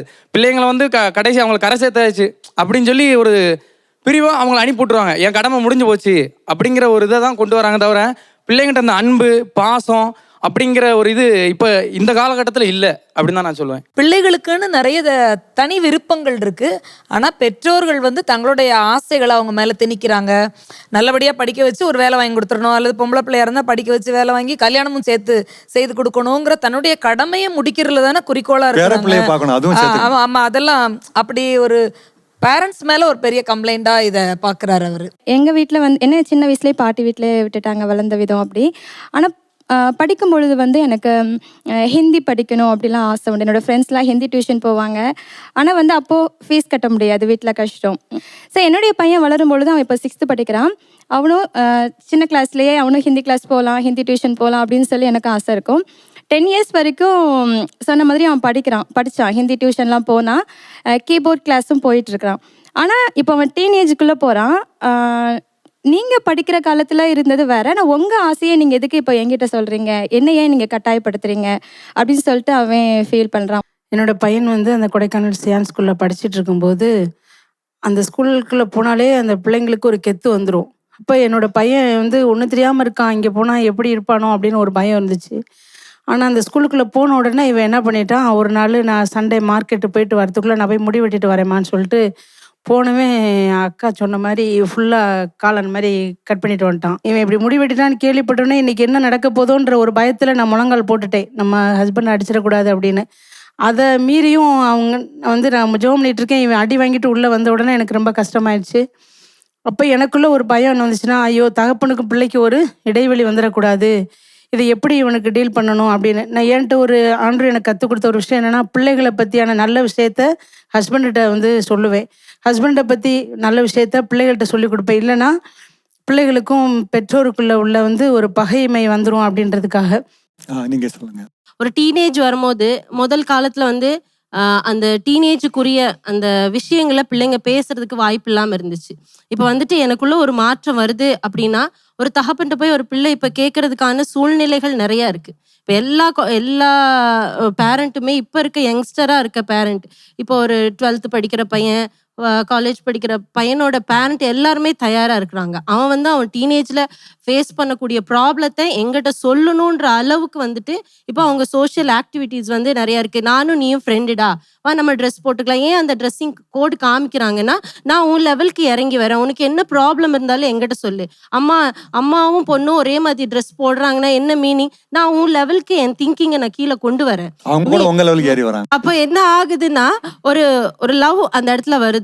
அப்போ அவங்களுக்கு உள்ள முக்கியமா இந்த டீனேஜ் ப்ராப்ளம்ஸ் எல்லாம் கேர்ள்ஸ் வந்துட்டு இப்போ சொல்ல ஆரம்பிக்கிறாங்க. அம்மா எனக்கு என்னோட தெரிஞ்ச பொண்ணு 6th 7th படிக்கிற பொண்ணு வந்துட்டு என் கிளாஸ்ல ஒரு பையன் வந்து எனக்கு லவ் லெட்டர் கொடுத்தான்னு ஓப்பனா சொல்ல முடியுது. 6th 7th பொண்ணுக்கு அப்படின்னு நம்ம ஆச்சரியப்படாம அப்படியா அப்படின்னு நம்ம கூட சேர்ந்து சிரிக்கும் போது அடுத்து அவ வரக்கூடிய இது பெரிய விஷயம் இல்லை, நம்ம வந்துட்டு உனக்கு லவ் லெட்டர் கொடுத்தாங்களா, இது ஒரு பிரச்சனையா, இதெல்லாம் ஒன்றும் இல்லை, நீங்கள் அவங்க என்ன சொன்னாலும் சொல்லிட்டு போய்கிட்டோம் அப்படின்னு அந்த சின்ன வயசுலேருந்தே நம்ம அவங்கள கூட்டிகிட்டு போகும்போது ஒரு வீட்டில் என்ன ஒரு ப்ராப்ளம் வந்தாலும் அது வந்துட்டு சீக்கிரமாக வந்து அவங்கனால சொல்ல முடியுது. யாராச்சும் அப்யூஸ் பண்ண நினைச்சாலும் இவங்க இப்படி பண்ணாங்கன்னு பேசுறதுக்கு அந்த ஒரு ட்ரெஸ் அவங்களுக்கு இதா இருக்கு. நான் என் அப்பாட்ட என்ன வேணாலும் பேசலாம், என் அம்மாட்ட என்ன வேணாலும் பேசலான்ற ஒரு அவங்களுக்கு ஒரு நம்பிக்கை வந்துட்டு இந்த டைம்ல வந்துட்டு நிறைய பேரண்ட், நம்ம இப்போ இருக்கிற யங்ஸ்டர்ஸ், இப்போ இருக்கிற யங் பேரண்ட்டுக்குள்ள வந்துட்டு அது நிறைய இருக்கு. இந்த பக்கத்துக்கு ரொம்ப பொறுப்பு கூடுது. இது நீங்க நிறைய புரிஞ்சுக்கிட்டு பதில் சொல்லணும். தலைமுறை இடைவெளிங்கிறது குறிப்பா டீனேஜ் பிள்ளைங்க இருக்கக்கூடிய பேரண்ட்ஸ் ரொம்ப தோழமையோட பழகுறாங்க. ஹேர் ஸ்டைலு, ஷூஸ், ட்ரெஸ் எல்லாம் மேட்ச் பண்ணிக்கிறாங்க. ஒரு 6th ஸ்டாண்டர்ட் குழந்தைக்கு லவ் லெட்டர் கொடுத்துட்டான் ஒரு பையன்னா உடனே அம்மா கிட்ட கொண்டு போய் என்ன பண்ணலான்னு கேட்குற அளவுக்கு ஃப்ரெண்ட்லினஸ் திக்கா இருக்கு. அந்த காலத்துலனா ஐயோ அப்பான்னு குதிச்சு ஊரை கூட்டி டீச்சரை கூப்பிட்டு வச்சு எல்லாரையும் அடிச்சு தள்ளி அல்லது ஒரு பஞ்சாயத்தை கூட்டியிருப்பாங்கல்ல, அந்த மாதிரிலாம் ஒண்ணுமே நடக்கல. இது அந்தந்த வயசுக்கு இருக்கக்கூடிய ஒரு சின்ன இன்ஃபாக்சுலேஷன் சொல்லி புரிய வச்சுட்டாங்கல்ல. இது எவ்வளோ பெரிய தலைமுறை இடைவெளின்னு சொல்றதுக்கு வாய்ப்பே இல்லாத ஒரு விஷயம் இல்ல. இதை நீங்க எப்படி பாக்குறீங்கன்னு பதில் சொல்லணும். பிள்ளைங்க வந்து அப்பா அம்மாட்ட சொல்ற அளவுக்கு சுதந்திரம் இருக்குதா? இல்ல, இது நான் எதிர்க்க தான் நான் செய்றேன். இன்னும் நிறைய பேர் வீட்லலாம் எதிர்பார்க்கறது என்னன்னா, அந்த காலத்துல எங்க அப்பா வந்தாங்கன்னா நாங்க உள்ள போயிருவோம், அது மரியாதை அப்படின்னு சொல்றாங்க. அந்த மரியாதைய ஸ்டில் இப்பவும் எதிர்பார்க்கறாங்க. அது எப்படி ஆயிருதுன்னா, ரெஸ்பெக்டை தாண்டி டிஸ்டன்ஸ் ஆயிருது. அப்பா கிட்ட அப்போ டிஸ்டன்ஸா இருக்கணும், ரெஸ்பெக்டா இருக்கணும். அப்போ இத சொல்லக்கூடாது. அது அப்பான்னு மட்டும் இல்ல. அப்பா என்ன ஹெட் மாஸ்டர் அவர் வந்தா இல்ல, உட்கார்ந்தா அது- நம்ம நிக்க நம்ம நின்னான்ற எதுக்கு வம்புன்னு ஓடுற மாதிரியான சூழல் இதுதான் இன்னும் இருக்குதுன்னு சொல்றாங்க. எதிர்பார்க்கறாங்க. அடுத்து ஒரு பர்சனல் ஒப்பீனியன். எங்க வீட்ல அண்ணா 2 பேருக்கும் லவ் மேரேஜ். ஸோ அவங்க வந்து ஆனா அவங்க ரிச் ஃபேமிலி. கல்யாணம் அப்படிலாம் நடத்தணும்னு எதிர்பார்த்தாங்க. பட் லாக்டவுன்ல ரொம்ப சிம்பிளா லவ் பண்ணி மேரேஜ் பண்ணி முடிச்சிட்டாங்க. இப்போ என்னன்னா, இப்போ நான் காலேஜ் படிக்கிறேன். நான் ஃபோன் எடுத்தா நான் ஈவன் என் அம்மா அப்பா ஃபோனை தான் நான் யூஸ் பண்றேன். பட் நான் ஃபோன் எடுத்தாலே அம்மா உன்னை நம்புறேன், எதுவும் பண்ணிட மாட்டீங்க, இல்ல சொல்றேன், இப்படியே ஒரு பேச்சு. இல்ல அம்மா திட்டிட்டா கூட பலார்னு அரைஞ்சிட்டா கூட சரியாயிரும். நான் உன்னை நம்புறேன்னு சொல்றதுக்கு அந்த வலியை தாங்கவே முடியாது. அதை நான் நல்லா உணர்றேன். அவங்களை சொல்லுங்க. பொறுத்த வரைக்கும் என்னன்னா, அவங்க டிசிஷனுக்கு நம்ம ஓகே சொன்னோம்னா நம்ம நல்ல பொண்ணு. அவங்க டிசிஷனுக்கு இல்லம்மா எனக்கு இது கொஞ்சம் விருப்பமா இருக்கு, இல்ல நீ ரொம்ப மாறிட்ட, நீ கெட்ட பொண்ணு. நல்ல பொண்ணுங்க இப்படி இருக்க மாட்டாங்க. நல்ல பொண்ணுங்க பசங்கிட்ட பேச மாட்டாங்க. நல்ல பொண்ணுங்க இப்படி ட்ரெஸ் பண்ண மாட்டாங்க. நல்ல பொண்ணுங்க தலைய பண்ணி ஒரே ஒரு நிமிஷம். இப்ப இவங்க கண்டிப்பா பதில் சொல்லணும் சிஸ்டர். 6ஆம் கிளாஸ் பிள்ளை லவ் லெட்டர் கொடுத்துட்டான்னு சொன்னா வந்து அது காட்டுது, ஓகே, அது புரிய வச்சுறீங்க. அவள் இப்போ ஒரு 18 அல்லது நியர்லி 20 கிட்ட இருக்க ஒரு பொண்ணு ஏற்கனவே வீட்டில் 2 அண்ணன் வேற லவ் மேரேஜ் பண்ணி ஒரு வழியை காமிச்சிருக்கான் அல்லது ஒரு விஷயத்தை காமிச்சு வச்சுட்டு போயிட்டான். அவள் சாதாரணமாக ஃபோன் எடுத்தா கூட அம்மா உன் மேலே நம்பிக்கை வைக்கிறேன்டாங்கிறது எவ்வளோ பெரிய சுமை தெரியுமா? இதுக்கு நறுக்குன்னு 10 கொட்டு தலையில் அவளை கொட்டியிருக்கலாம். ஸோ அது எவ்வளோ பெரிய கேப் இல்லை. 6ஆம் கிளாஸில் ஓகேங்க, ஏன்னா இந்த வலி இருக்குதா இல்லையா, இந்த கேப் இருக்குதா இல்லையா, அந்த ஒரு பயம் இருக்கு. ஆனா அது வந்துட்டு அவங்க ஒரு டைமுமே வந்துட்டு அது சரி பண்ணிக்கணும். பேரண்ட் வந்துட்டு இல்ல நீங்க கன்க்ளூஷன் சொல்றீங்க, இருக்குன்னு ஒத்துக்கிறீங்களா இல்லையா? உங்ககிட்ட முடிவு நாங்க கேட்கல. அந்த மைக்கேல் அண்ணே பாத்துக்கிடுவாரு. இல்ல இருக்கு. நீங்க வைண்ட் பண்ணாதீங்க. இருக்குதா இல்லையா? இருக்கு. அந்த வந்து அம்மா கிட்ட பேசுவா. காலேஜ் குழந்தை ஒரு வருத்தத்தை சொல்றா. அது வந்துட்டு இப்ப ஒரு உங்க பொண்ணு வந்து காலேஜ்ல படிக்கிறா, 6th விட்டுருங்க. அம்மா இது என் பாய் ஃப்ரெண்டுமா, கூட படிக்கிற பையன், 3rd இயர் பையன்மா, டிஃபன் ரெடி பண்ணுன்னு சொன்னா வாட்ஸ் உங்க ரியாக்ஷன் என்ன? இல்ல கண்டிப்பா கொஞ்சம் இதாக தான் இருக்கும். ஆனா பாய் ஃப்ரெண்ட்ஸ் நிறைய பேர் இருக்காங்க. இப்போ காலேஜ் படிக்கிற பொண்ணு முதல் ஃப்ரெண்ட்ஸ் இருப்பாங்க. மேபி அவங்க பாய்ஸா இருக்கலாம், கேர்ள்ஸா இருக்கலாம். ஆனா பாய் ஃப்ரெண்ட் கேர்ள் ஃப்ரெண்டா இருக்க கூடாதுங்கிறது ரொம்ப கவனமா கவனிக்கப்படக்கூடிய விஷயம். பாய் ஃப்ரெண்ட் இல்ல, அது ரெண்டும் ரொம்ப முக்கியமான விஷயம். அது boy friend, girl friend and lover அப்படிங்கறதெல்லாம் தாண்டி இப்ப இன்னொரு பெரிய ட்ரெண்டிங்கான ஒரு வேர்டு இருக்கு, பாய் பெஸ்டீஸ். அதெல்லாம் இப்ப நம்ம ஏதோ பேசிட்டே இருக்கோம், நைஸா பேசிட்டு ஒரு விஷயத்த பாலிஷ்டா சொல்லணும்னு சொல்லக்கூடாது. What's the problem, what's the actual problem? நிஜமா சமூக குற்றங்கள் நடக்கிறதுக்கு காரணம் என்ன? நிஜமாவே இந்த ஜென்ரேஷன் கேப்ல என்ன பிரச்சனை இருக்குங்கிறத நிதர்சனமா பேசணும். எங்க வீட்டில் நாங்க நல்லா பண்ணுவோம், நாங்கெல்லாம் சேர்ந்து ப்ரேயர் பண்ணுவோம், அதெல்லாம் சரியா போச்சுன்ற பாலிஷ்டான வார்த்தைகள் வேண்டாம். நல்ல நேரடியான கேள்வி அந்த குழந்தை கேட்டிருக்கு, என்ன பண்ணுவீங்க? அம்மா நம்புறேன்னா அவளுக்கு நான் என்னத்த அப்படின்ற மாதிரி வேற யோசிக்க தோணும் இல்ல. இதுக்கு நேரடியான பதில் தான். காலேஜ் படிக்கும் போது நான் இத்தனை நாள் 12th வரை நான் வந்து கேர்ள்ஸ் ஸ்கூல்ல தான் படித்தேன். இப்போ நான் காலேஜ் கோயட். அண்ட் எனக்கு ஒரு ஃப்ரெண்டு, எனக்கு அவன் மட்டும் தான் ஃப்ரெண்டு, நல்ல பையன். அவன் எனக்கு ஓன் ஃபோன் கிடையாது, நான் அம்மா ஃபோன் தான் யூஸ் பண்றேன். நான் ஒரு நாள் டவுட் கேட்கறதுக்கு பெரிய கேப்புங்க. காலேஜ்ல படிக்கிற பிள்ளைக்கு இண்டிவிஜுவலா போன் இல்லைங்கிறது பெரிய கேப். இது ஒத்துக்கிட்டு தான் ஆகணும். அப்போ வந்து ஒரு செமினார் டவுட் அண்ட் ஏதோ நோட் ஷேர் பண்றதுக்காக அவங்க நம்பர் நாங்கள் வாங்கிட்டு வந்தோம். அப்போ நான் சொல்றேன், இப்படி ஒரு பையன் நம்பரை நான் உங்க ஃபோன்ல ஏற்ற போறேன், இவன் நேம் இது, உங்களுக்கு தெரிஞ்சுதான் ஏற்ற போறேன்னு சொல்லிட்டு ஏற்றியாச்சு. ஏற்றி முடிச்சு வச்சாச்சு. ஆனால் நான் எப்போ ஃபோன் எடுத்தாலும், நான் ஃபோன் பேசினாலும், நான் சேட் பண்ணாலும், நீ அவன்கிட்ட தான் பேசுகிற அப்படின்னு ஒரு தாட் இருக்குது. அது ஏன் நம்ப மாட்டேங்கிறீங்க? அதாவது இப்போ வரைக்கும் ஸ்டில் த டேட் என்னென்னா, நிறைய பேரண்ட்ஸ்க்கு இருக்க டவுட் என்னென்னா, ஒரு பையனும் பொண்ணு பேசினாலே அது லவ் தான். அது ஏன் உங்களுக்கு அப்படி தாட் வருது? அதுக்கு வந்து தலைமுறை இடைவெளி தானே காரணமா இருக்கலாமோ அப்படின்னு அவங்க ஜஸ்வின் ஏதோ சொல்றாங்க. சொல்ல வந்தாரு. சொல்லுங்க. வெளிப்படையாக சொல்லணும் அப்படின்னா, காலங்கள் மாறுது. காலம் மாறுறதுக்கு ஏற்ற மாதிரி நம்ம கொஞ்சம் மாறி தான் ஆகணும். என்னுடைய மனசில் பார்த்தீங்க அப்படின்னா, என்னுடைய பசங்க லவ் மேரேஜ் பண்ணுறதுக்கு நான் ரெடியாக தான் இருக்கிறேன். அப்படி ஒன்று நடந்துச்சு அப்படின்னா நான் ரெடியாக தான் இருக்கேன். என்னோட மனசு அதுக்கு ரெடியாக தான் இருக்குது. என்னுடைய ஒரே ஒரு வருத்தம், தப்பான ஒரு ஆளை அவன் செலக்ட் பண்ணிடக்கூடாது அப்படிங்கிறது தான். அப்போ நான் அப்போ என்னுடைய கடமை இப்போ என்ன? நீங்க 4ஆம் கிளாஸ் படிக்கிற பிள்ளையோட அப்பாவா பேசுறீங்க, ரைட்டு. இப்ப அந்த 4ஆம் கிளாஸ் படிக்கிறவருக்கு ஒரு 25 வயசு வரும்போதும் இதே மனநிலை இருக்குமா? நீங்க ஒரு இக்கண்ணா வைக்கிறீங்க, அது ஒருவேளை சரியா இருந்தா நான் சரின்னு சொல்லுவேன், சரியா இல்லைன்னா உங்களுக்கு சரியில்லை, அவனுக்கு சரியா இருந்தா அஃப்கோர்ஸ் நம்ம வந்து ட்ரை பண்றோம், அவ்வளவுதான். சின்ன வயசுல இருந்தே நாம வந்து அவங்களுக்கு சரியான அதுக்கு பேரு கேப் தானேன்னு கேக்குறேன். அவங்க நீங்க gap சார்பா நான் இல்லைன்றீங்க. கேக்குறேன். அதுக்கு பேரு இடைவெளி தானே? நான் வந்து என்ன நினைக்கிறேன் அப்படின்னா, அந்த பசங்களை வந்து நம்ம அவங்க கரெக்டாக செலக்ட் பண்ணுறதுக்கான ஒரு சில நல்ல பிரின்சிபிள்ஸை வந்து அவங்களுக்கு நம்ம கொடுக்கும்போது அவங்க கரெக்டாக செலக்ட் பண்ணுவாங்க அப்படின்னு சொல்லி வந்து நம்ம நம்புகிறோம், அவ்வளோதான். ரொம்ப அழகான பதில் இதுவாக தான் இருக்க முடியும். அந்த குழந்தைகளை நம்ம சரியாக வளர்க்கணும். அப்போ அந்த பிள்ளைகளுடைய தேர்வு எதுவுமே சோடை போகாது, சரியாக தான் இருக்கும்ன்ற நம்பிக்கையை பேரண்ட்ஸ்க்கு இருக்கணும், பிள்ளைகளுக்கும் இருக்கணும். பேரண்ட்ஸ்க்கு பிள்ளைகள் மேலே கண்டிப்பாக இருக்கணும். நான் இப்போ ஒரு இன்சிடென்ட் சொல்கிறேன். அதாவது என்னென்னா, இந்த ஜென்ரேஷன் கேப் வந்துட்டு எப்படி சோஷியலாக எப்படி இம்பேக்ட் பண்ணுது அப்படிங்கிற மாதிரி. ஓகேங்களா? அதாவது ஒரு ஃபேமிலி இருக்குன்னு வச்சுக்கோங்க. ஒரே ஒரு அம்மா, அவங்களுக்கு ஒரு பொண்ணு இருக்காங்க. இவங்க வந்து நல்லா மார்க் எடுத்து படித்து வந்துட்டு ஒரு காலேஜில் போய் ஜாயின் பண்ணிட்டாங்க. இப்போ வந்து அந்த பொண்ணு காலேஜ் முடிச்சுட்டு வர்றா. பார்த்தீங்கன்னா வந்துட்டு அந்த மாதிரி டெய்லியும் அந்த ரூட்டை நோட் பண்ணுறாங்க பசங்க 2 பேர். பார்த்துட்டு அவள் ஒரு நாள் வரும்போது ஈவ் டீஸ் பண்ணுறாங்க அவளை. இவள் வந்து உடனே வந்து ஓப்பன் அப்பாக வந்துட்டு அவங்க அம்மாட்ட போய் ஃபஸ்ட் நான் வந்து சொல்கிறேன், அம்மா இந்த மாதிரி வந்து என்னை வந்து என்ன பண்ணுறாங்கன்னா ஈவ் டீஸ் பண்ணுறாங்க அப்படி சொன்னோடனே அவங்க அம்மா வந்துட்டு எந்த ஒரு பேரண்ட்டுமே வந்து ஒரு பொண்ணை வந்துட்டு அவங்க இந்த மாதிரி தப்பாக அவங்கள ட்ரீட் பண்ணுறதை விரும்ப மாட்டாங்க. ஆனால் அவங்க அம்மா ஃபஸ்ட் எடுத்தோடனே ஓ அப்படியா அப்படின்னு கேட்கறதுக்கு முன்னாடி அவங்க வந்து நீ ஏன் அப்படி அவங்கள பார்க்குற, நீ ஏன் அவங்கள பண்ணுற, நீ ஏன் அவங்கள பார்த்துட்டு வர, நீ உன் வழியில் வர வேண்டியதானே, அவங்க அங்கே இருந்தால் எல்லா பெரியவங்களும் கேட்குற ஒரு பெரிய கேள்வி, அர்த்தமற்ற கேள்வி. அந்த இடத்துல நீ பார்க்காம எப்படி அவங்க பார்த்தது உனக்கு தெரியும் அப்படி லாஜிக்கா ஒரு கேள்வி கேட்பாங்க. அது ரொம்ப கஷ்டம் இல்லை? ஆமாம். அப்போ இருக்கும்போது அந்த பொண்ணு வந்துட்டு இது அப்படியே நான் அடுத்த டைம் அவ வந்து எப்படி அதை ஓப்பன் அப்பாக சொல்லுவா. அப்போ அடுத்த டைம் இதே மாதிரி நடக்குது. அவள் வந்து இப்படி ஒவ்வொரு நாள் நடக்கும்போது தாங்காமல் அவள் என்ன பண்ணுறாருன்னா சூசைடு கூட அவரால் போக முடியுது அந்த இடத்துல. ஸோ இது வந்து ஒரு மேஜரான ஒரு இம்பாக்டாக இருக்குது இந்த சொசைட்டியில். ஸோ இதை வந்து எப்படி அவங்களால அப்போஸ் பண்ண முடியும்? ஒரு பெரிய கேப் தானே அதுக்கு காரணம். அவங்க சரியாக புரிஞ்சுக்காதது அவங்க பொண்ணையே. அதுதான் நான் கேட்குறது. இடைவெளிக்கான காரணங்கள் வேறு ஏதாவது? இதே மாதிரி தான் நான் ஒரு ஃபங்க்ஷன் வீட்டுக்கு போகிறேன். ஆனால் ஃபங்க்ஷன் வீட்டுக்கு போகிறேன், நான் பஸ்ஸில் நின்றுட்டே போகிறேன். எனக்கு ஃபங்க்ஷன் வீட்டுக்கு போனோடனே கொஞ்சம் டயர்டாக இருக்குது. பஸ்ஸில் நின்றுட்டே இருக்க ரொம்ப ஒரு 1 hour 2 hour நிற்க முடியல. கால் வலிக்கும், நம்மளுக்கு அந்த பெயினை தாங்க முடியலன்னு ஃபங்க்ஷன் வீட்டில் சேர் இருக்கு, போய் உட்காந்துட்டேன். பக்கத்தில் பெரியவங்க உட்காந்துட்டு இருக்காங்க. சேர் ஃப்ரீயாக தானே இருக்குன்னு போய் உட்காந்துட்டேன்.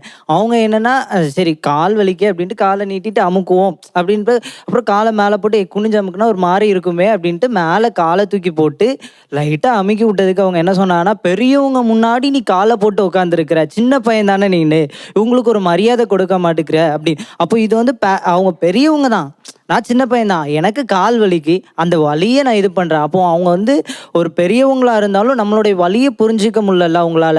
அவங்க அந்த இடைவெளி அவங்களுக்குள்ள இதுவாக இருக்குல்ல, அவங்க வந்து நான் பெரியவன், இவன் எப்படி போடலாம் அப்படின்னு நினைக்கிறேன். ஆனால் எனக்கு கால் வலிக்கு, நான் காலை போட்டாதான் அமுக்குனாதான் அந்த கொஞ்ச நேரம் நான் உட்காந்தாதான் எனக்கு சரியாகும். அப்போ நீங்க சொன்னீங்களா எனக்கு கால் வலிச்சதுனால தான் போட்டேன்னு சொன்னீங்களா? அப்படின்னாலும் நீ ஏன் காலை போட்டு அமுக்கணும், கீழே குனிஞ்சு அமுக்க வேண்டியதானு கேட்குறாங்க. உங்க கால் மேல உங்க காலை போட்டதே அவருக்கு பிரச்சனை. அப்போ அவங்க வந்து என்ன யோசிக்கிறாங்கன்னா, இவங்க போடக்கூடாது, காலில் போட்டு உட்காரக்கூடாது, சின்ன பையன் தானே அப்படின்னு நினைக்கிறாங்க. இது வந்து ஒரு பெரிய இடைவெளி தானே. நம்மளுக்கு சின்ன பையனா இருந்தாலும் கால் வெளியில போட்டு போறான்னு விட வேண்டியதானே. ஏன் அவங்களுக்கு வந்து ஒரு சின்ன பையன் போடணும் அப்படின்னு நினைக்கிறாங்க? பெரியவங்க போடும் போச்சுல சின்ன பசங்க போடுறதுல என்ன தப்பு இருக்கு? அவங்கள மாதிரி நீங்க நல்லா சாப்பிட்டு நல்லா எக்ஸசைஸ் பண்ணியிருந்தா கால் வலி வராதுன்னு அவங்க நினைக்கிறாங்க.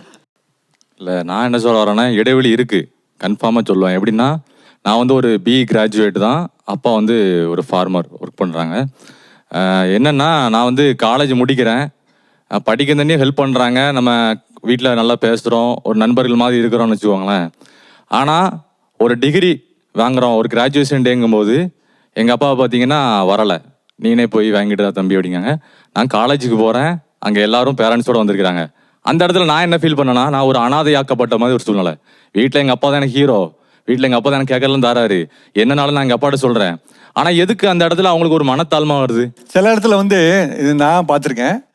உங்கள் அப்பா வந்து வேட்டி கட்டிட்டு விவசாயம் வரும்போது நீங்கள் பிஇ எழுதும்போது உங்கள் பசங்க மத்தியில் உங்களுக்கு வந்து ஒரு வெக்கம் இருக்கும்னு நினச்சிருக்கலாம்ல? இல்லை சார், எங்கள் அப்பா வந்து விவசாயம் பார்க்க அப்படி சொல்ல முடியாது. பார்க்க ஒரு போலீஸ் ஆஃபீஸர் மாதிரி இருப்பாங்க. ஓகே. ட்ரெஸ்ஸிங் சென்ஸ் பக்காவாக இருக்கும். அதனால அவங்ககிட்ட அந்த குறை கிடையாது. வெளியுமே அந்த ஆளுமை தன்மை பக்காவாக இருக்கும். சரி, நீங்கள் அனாதைன்னு இப்போ லேட்டாக சொன்னது தான் முதல்ல சொல்லிக்கலாம்ல, வந்திருக்கலாம்ப்பா நான் சந்தோஷப்படுன்னு சொல்லிக்கலாம்ல? சொல்லியிருக்கேன். எல்லாரும் பேரண்ட்ஸோட வராங்க அப்படிங்கும்போது அவங்க வந்து படிக்கல அப்படிங்கறத ஒரு காரணமாக்கிறாங்க. இதுக்கு முன்னாடி அவர் கல்லூரிக்கு வந்து அவருக்கு ஏதாவது மோசமான அனுபவம் வந்து இது இருந்திருக்குமோ? இல்ல சார், அந்த மாதிரி எதுவும் கிடையாது. எங்களுக்கு எங்க அப்பா தான் ஹீரோ.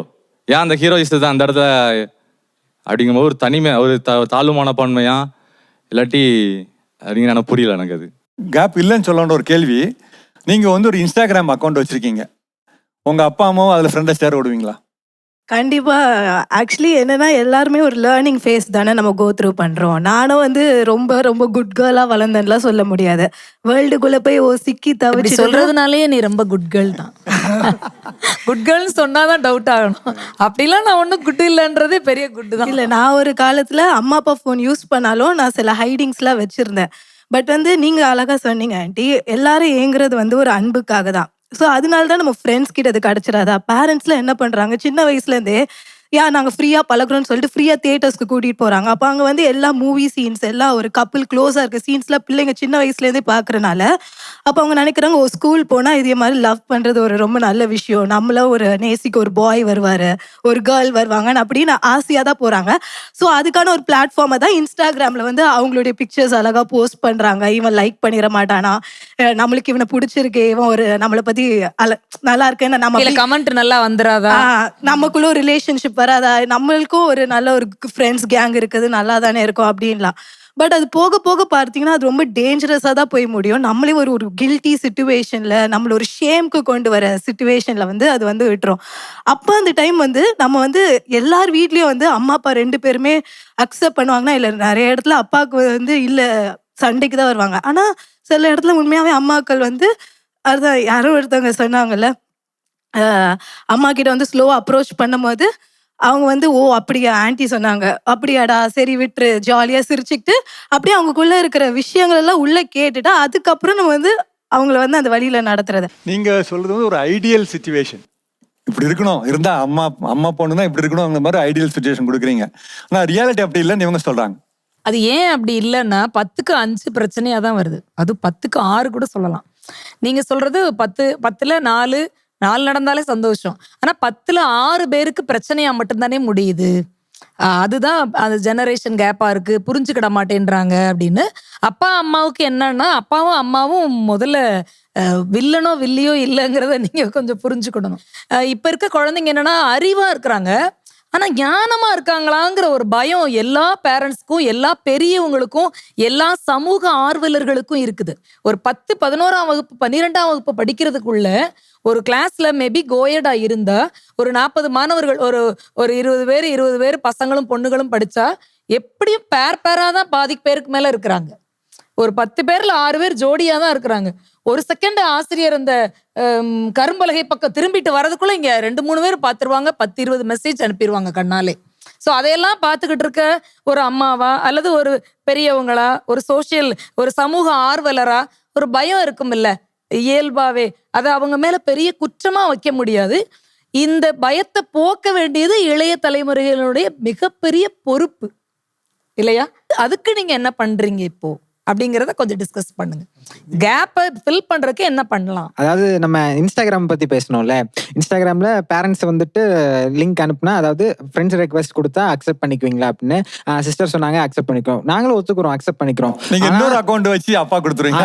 இல்ல நான் என்ன சொல்ல வரேன்னா, இப்ப பாத்துக்கோங்க, இப்ப இன்ஸ்டாகிராம்ல ஃப்ரெண்டா இருக்கிறது எதுவுமே ப்ராப்ளம் இல்லை. ஆனா இப்ப வீட்டுக்கு வந்துட்டாங்க, எல்லாம் வீட்டுக்கு வந்த உடனே அங்க மம்மி வந்து டின்னர் பண்ணிட்டு இருக்காங்க. இங்க பையன் ரூம்ல இருந்து கேட்பான், எப்படி இங்க இன்ஸ்டாகிராம்ல message, mummy what's the dinner today. அவங்க அங்க இருந்து ரிப்ளை, இதான்ப்பா டொமேட்டோ ரைஸ் இன்னைக்கு போட்டோ கூட எடுத்து அனுப்பிடலாம்.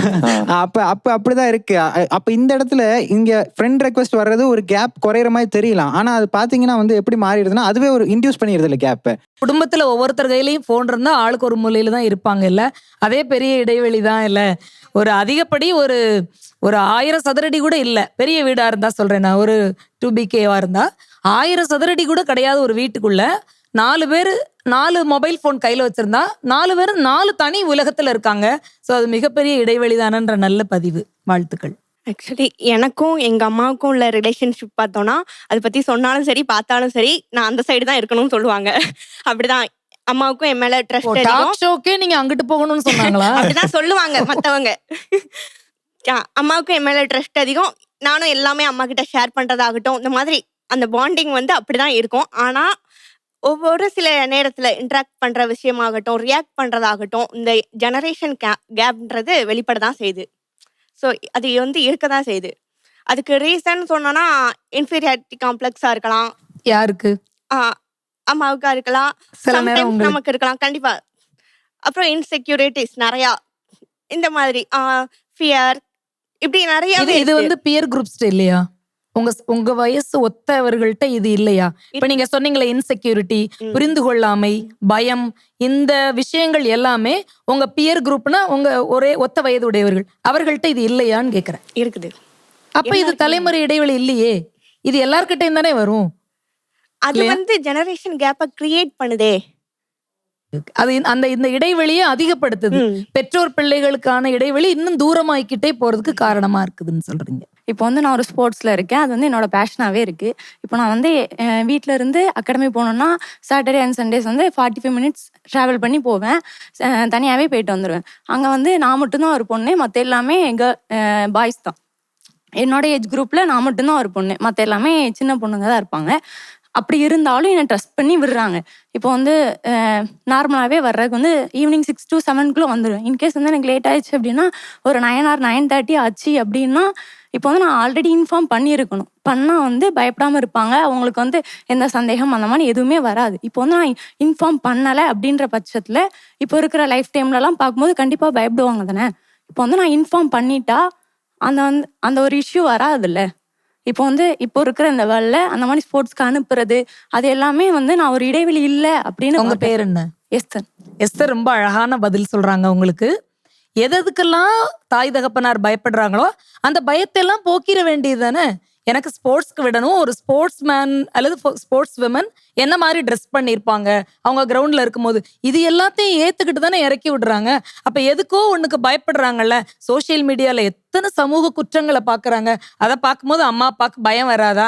அப்போ அந்த பயத்தை போக்குறது என் கடமை இல்லை, அதை நான் செஞ்சுட்டா அவங்க பயப்படாமல் இருப்பாங்கல்லன்னு ரொம்ப அழகான பதில் கொடுத்தாங்க.